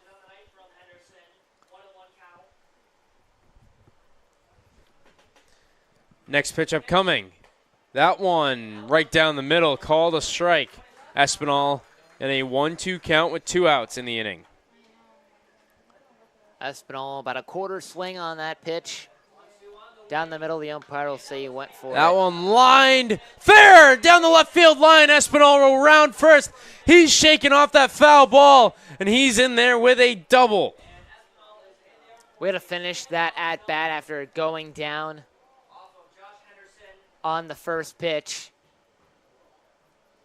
And that's a double for Espinal. And that brings up the lefty, Caleb Walker. Well, Espinal, following that foul ball off of his ankle, he's bouncing around now, so he's all right. 7th hitter in the lineup, Caleb Walker, who he's 1 for 1 on the evening against the Doubledays. 2 outs. Henderson's first pitch. Missing outside. 1 ball and no strikes.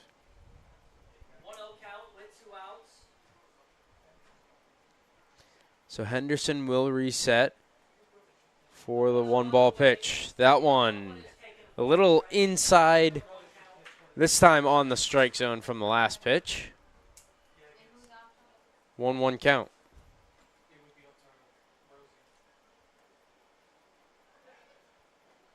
Next pitch from Henderson. Swung on and missed. 1 ball and 2 strikes.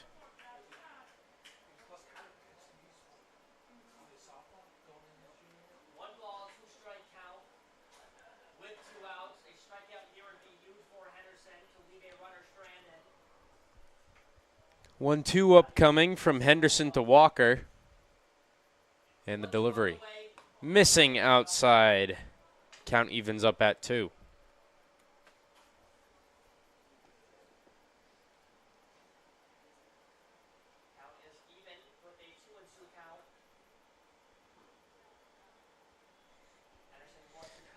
So the 2-2 delivery upcoming and the pitch. That one on the outside.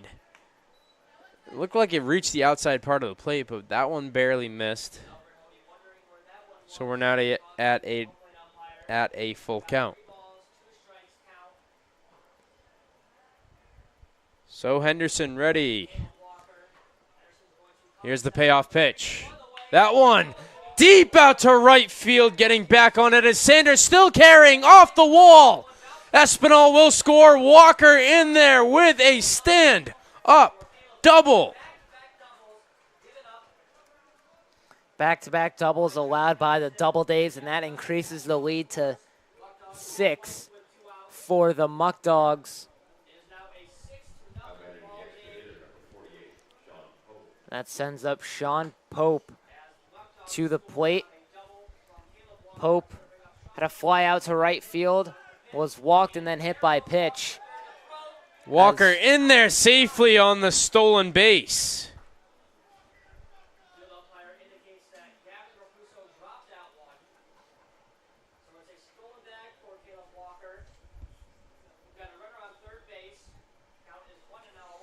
So 90 feet away is Walker. Next pitch to Pope. That one outside. 2 balls and no strikes.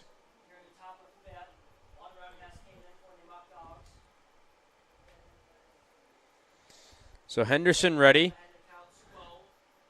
And the 2-0. That one line fair. Going down the first base line. Pope will reach. He's being waved around. Walker will score. Pope loses his helmet. And he's in there with a stand-up double. Muckdogs firing on all cylinders right now. Back-to-back-to-back doubles for Batavia. And the Muckdogs, after tying the first game against the Doubledays 0-0 and losing 3-2 at home in Dwyer Stadium, respond with a statement in this game, holding a commanding 7-0 lead in the 5th inning. Henderson ready to face off against Jacob Vesco. That one on the outside part of the plate for the first strike to Vesco. 2 outs in the inning with Pope on second base.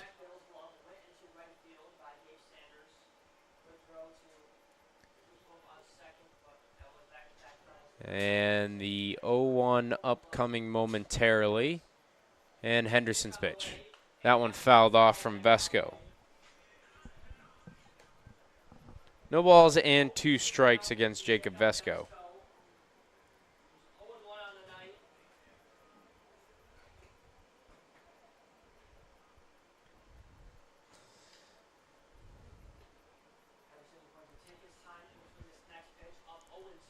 Henderson from the stretch, looking at Pope, but nobody is covering.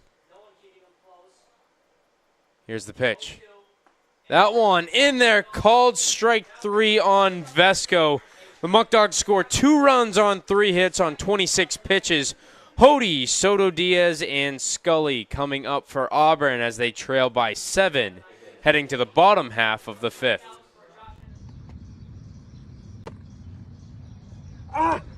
Landon, my elbow. Oh my gosh. We need to get you to Rochester Regional Health.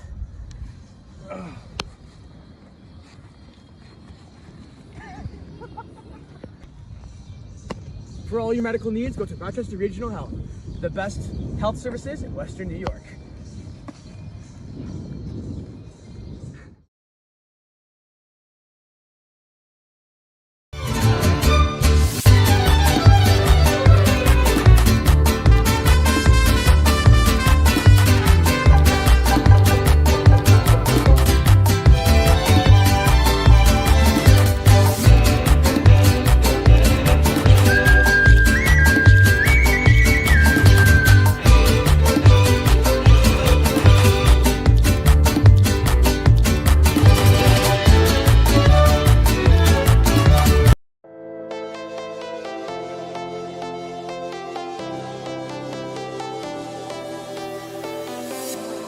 I was a lonely silhouette, needed somebody to show the way.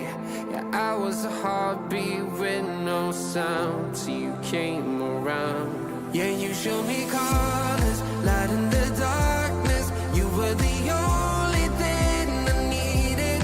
Then we got Welcome back. Matt Misiti still on the bump for the Muckdogs in the bottom of the 5th.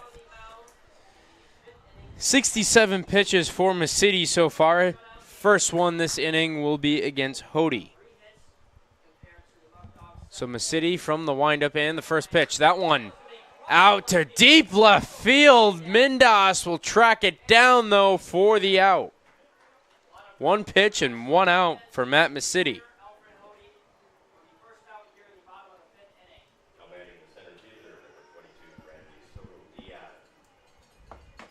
Bradley Soto Diaz now up.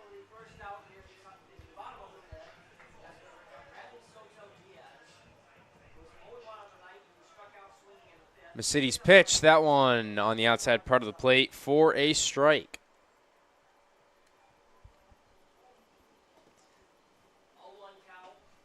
Next pitch to Soto Diaz. That one out to right field this time. Vesco gets underneath it. He looks like he overran it, but fell down to make that grab. Diving catch from Vesco. Didn't need the dive there, but nevertheless, it gets the job done, and that's 2 away now for the Doubledays in the bottom of the 5th. 3 pitches in this inning so far for Misiti, and he already has 2 outs. That one swung on and missed. And Misiti just being dominant today. Batavia trying to avoid utilizing many of its pitchers despite having 19 different options at the mound, because there's another game right after this.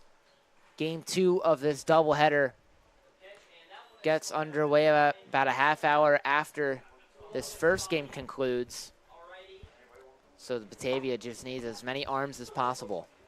1-2 upcoming from Misiti. That one, strike 3! Misiti, it's a 1-2-3 inning on 7 pitches for his 5th strikeout of the afternoon. And the Muckdogs continue their domination in Game 1 with Hammond, Lopez, and Butler coming up in the top of the 6th here at Falcon Park. What do we got here today? What do you guys got? How can I help you? What do you recommend? I don't know, we just got a fresh batch of Eli Fish's Muckdog Ale. Muckdog Ale? Go Dogs! Give me some of those. Muckdog Ale coming right up! Muckdog Ale! Go Dogs, baby!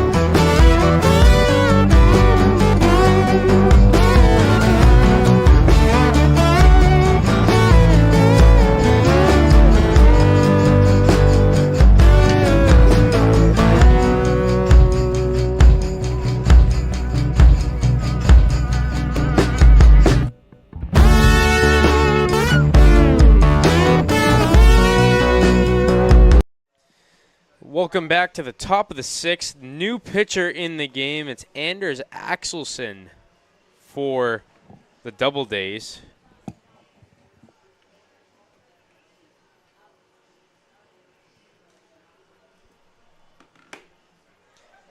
So the final stat line for Henderson: he threw 45 pitches, gave up 4 hits, 3 runs, 1 walk, and 3 Ks, as well as 1 hit by pitch.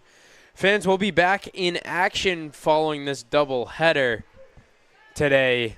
Tomorrow, back at Dwyer Stadium against Jamestown for the return of Bubba Dog, and the one that coordinates all the in-game performances, Connor Gerhart, a.k.a. Big Red. Come out to Dwyer Stadium tomorrow to see what Big Red has cooking for you. Get your tickets at 585-524-2260. Bubba Dog's infamous return after being away from Batavia last week. Excited to see what he has planned.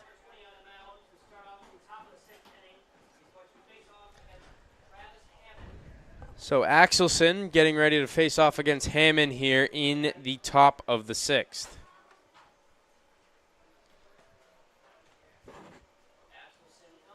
First pitch. That one in there for a strike.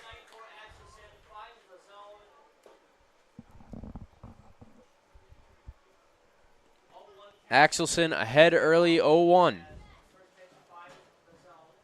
He's ready, and the next pitch. That one way outside. 1 ball and 1 strike.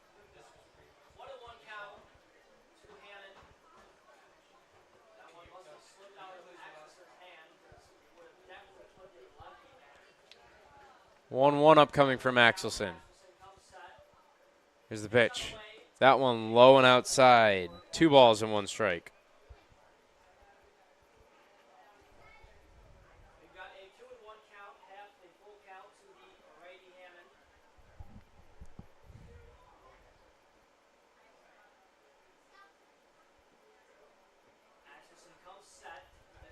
Next pitch. That one a ball high. 3 balls and 1 strike to Hammond.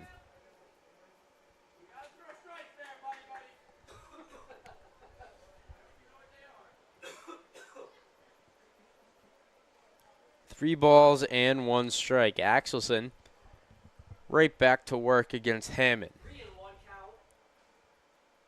Here's the pitch. That one right down the middle. Now a full count.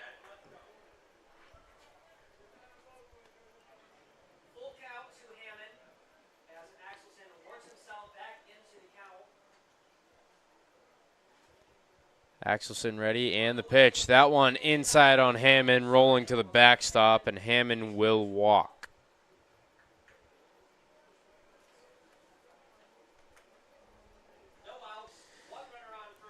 So now the top of the lineup, and Lucas Lopez coming up for Batavia.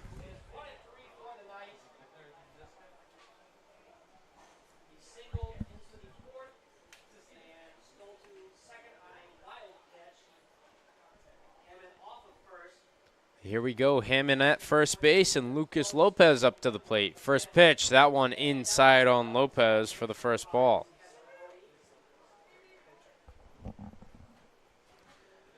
One ball and no strikes.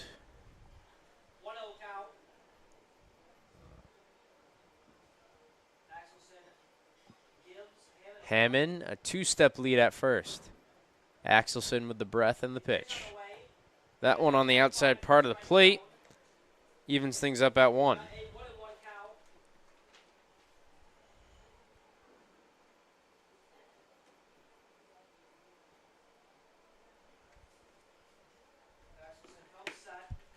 One upcoming. Missing outside. 2 balls and 1 strike.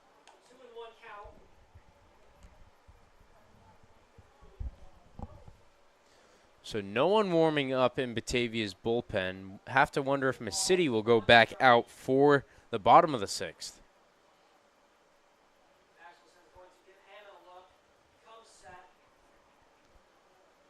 Now the 2-1. That one grounded foul.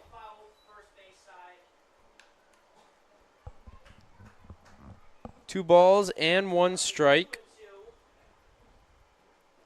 as we reach 6 o'clock here in Auburn.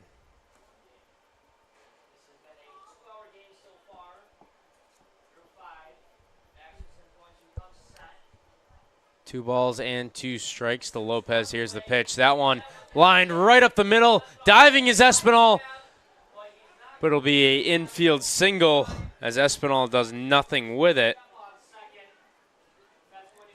That infield single puts one of Batavia's fastest runners in scoring position. And Jake Butler up to the plate.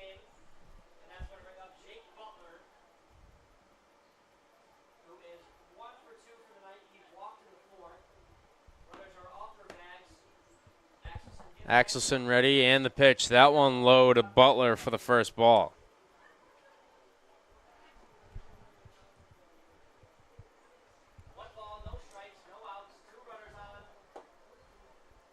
One ball and no strikes. Axelson gets his pitch. And he'll go right back from the stretch. The 1-0. That one lined out to left field. It'll fall down. Hammond being waved around. He's coming to the plate. The throw to the plate from Grundy. Hammond slides in, not in time. And a collision at third between Lopez and Espinal. The throw from Grundy wide left of home plate. Hody had to step way outside the dish to grab that throw, and Hammond, as a result, makes it home safely. So Cooper Romick will come up to the plate now. Romick 0 for 3 on the day with a strikeout, a line out to short, and a ground out to the mound. Romick grounds that one to Axelson. He'll look back. Lopez going to the plate. Romick is out at first, but it's an RBI.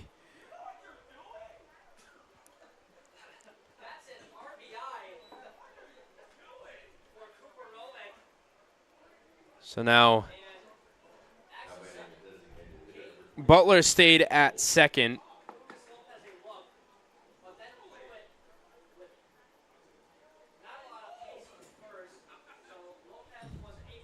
So James Bolton now up at the plate. It's a 9-0 game. Butler, a huge lead. Axelson's pitch, that one a ball low. 1 out here in the top of the 6th. Live and good right back warming up in Batavia's bullpen. Here's the pitch upcoming to Bolton. That one lined right up the middle. Butler being waved around. Bolton in there with a single. The throw to the plate from Soto Diaz, but Butler beats it. It's a 10-0 game here in Auburn. Another runner makes it home for the Muckdogs, and Batavia takes a commanding 10-0 lead. And Sean Mendez returns to the plate.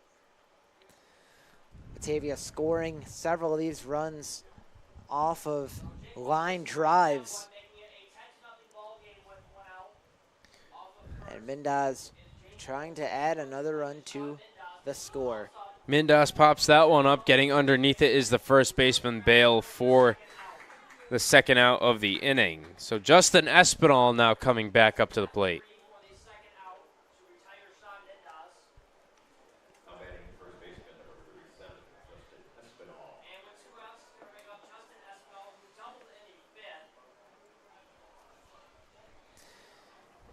So Bolton at first, Espinal up at the plate, Axelson getting ready, and the pitch.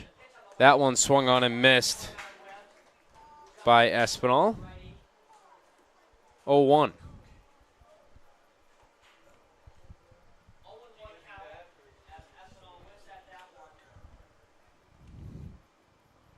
Axelson ready, and the next pitch. That one in the turf. 1 ball and 1 strike.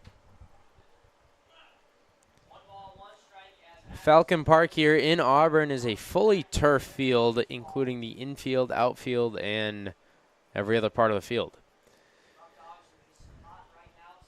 Espinal, a 1-1.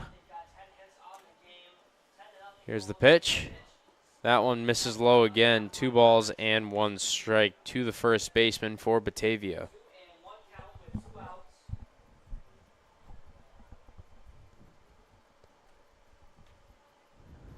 The Muckdogs' absolute domination here in Auburn. They lead 10-0. Misiti so far has only given up 3 hits to the Doubledays. That one inside, it's a 3-1 count.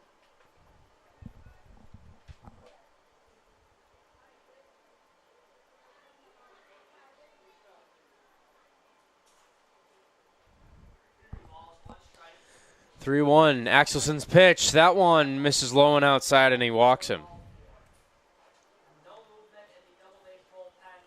The walk puts Bolton in scoring position. Espinal at first again. Caleb Walker back up to the plate. He's 2 for 2 on the evening with a single on a bunt and then a double to right field. He also walked in his second at bat.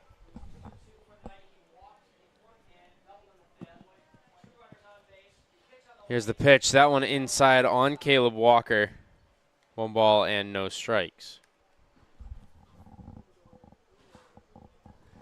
2 outs in the inning, but the Muckdogs have 2 on base. It's Bolin and Espinal. Axelson ready and the next pitch. That one inside and it'll get the foot of Walker.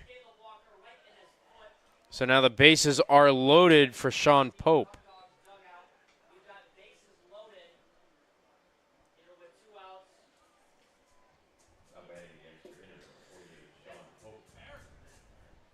And now a mound visit upcoming.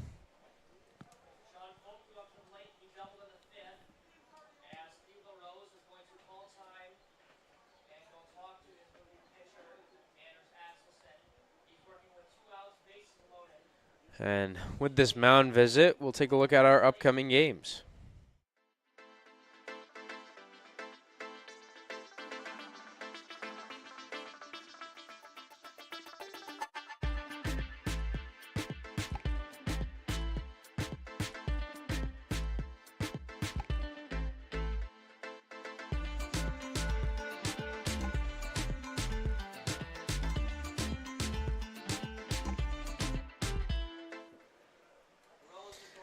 So we're back.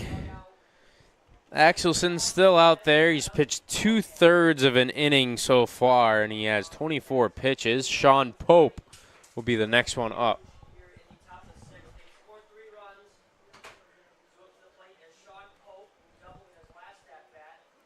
Axelson steps off. Bases are loaded for Pope.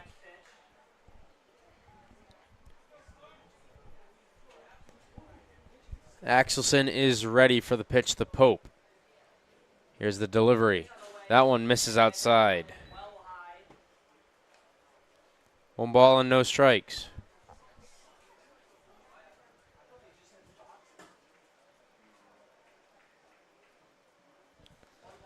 So Axelson, 1 ball and no strikes to Pope.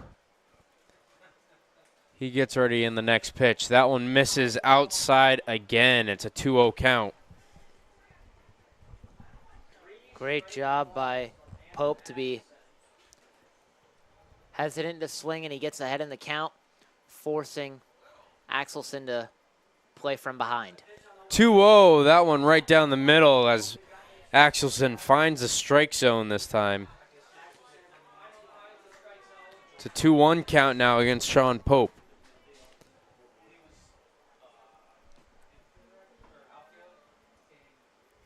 Here's the pitch. That one way outside.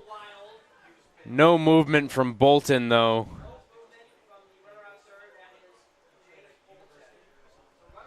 Lots of wild pitches by Auburn today.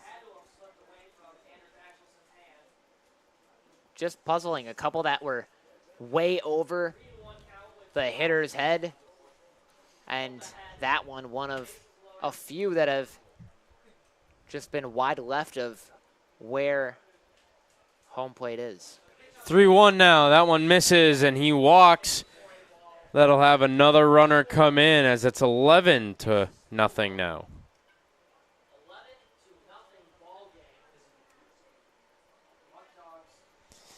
So the Muckdogs currently lead 11-0 in game 1 of this doubleheader. Jacob Vesco coming up to the plate. He's 0 for 2 on the evening. 9th hitter in Batavia's lineup.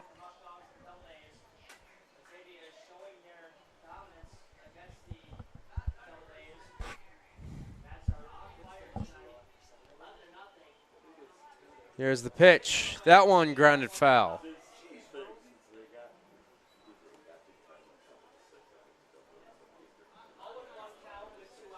It's an 0-1 count.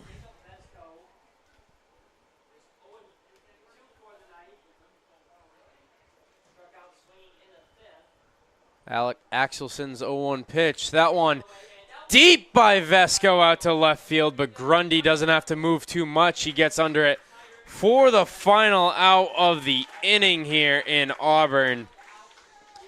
4 runs on 3 hits on 31 pitches. It'll be Gropuso, Piazza, and Grundy coming up in the bottom of the 6th. The Muckdogs holding an 11-0 lead over Auburn.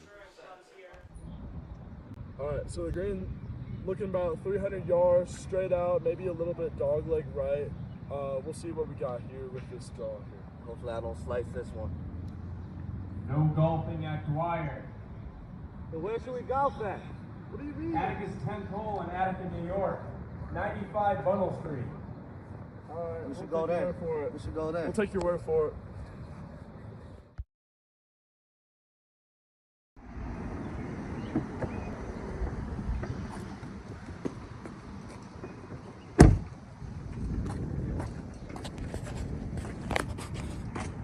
Hey, how we doing? Good, how are you?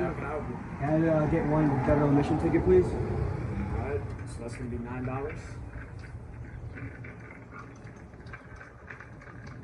Having a great season, man. Yeah. First place. First place. I love it. Muckdogs. There you go. Thank you, sir.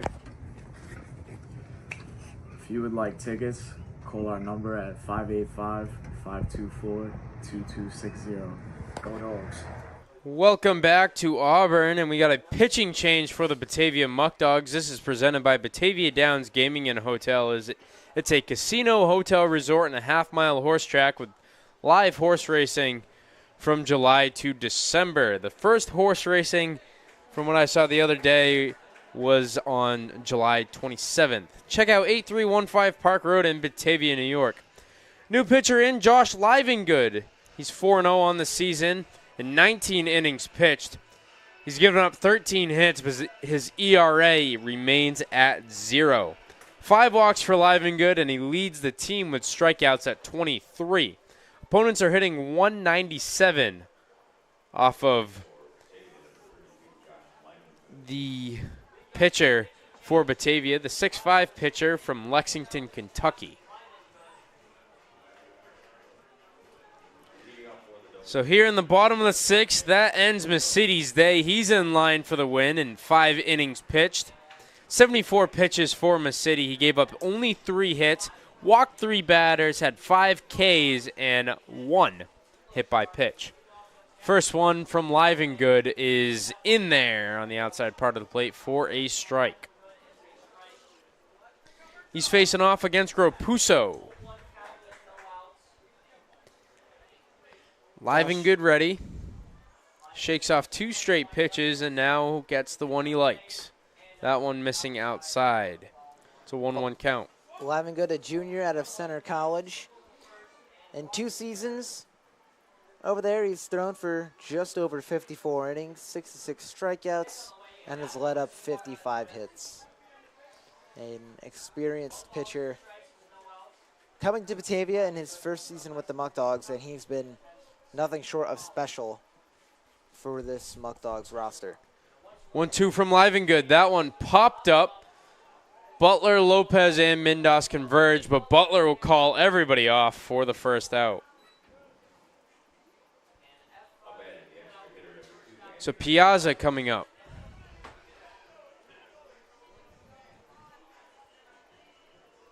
Piazza 0 for 2 on the afternoon. He struck out swinging both times.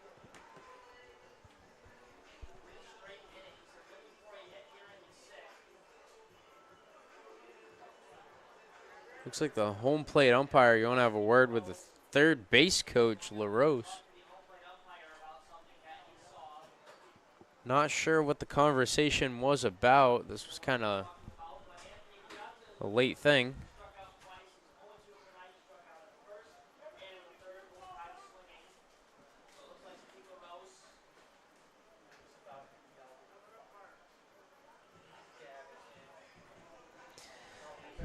So live and good, only 4 pitches so far.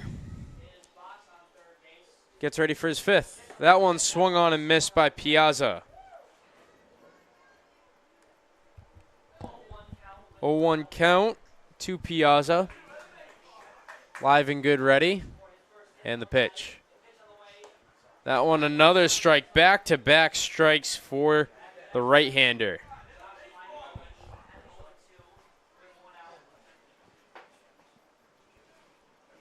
0-2. That one grounded hard over to Lopez. Picked up, thrown across the diamond for the second out.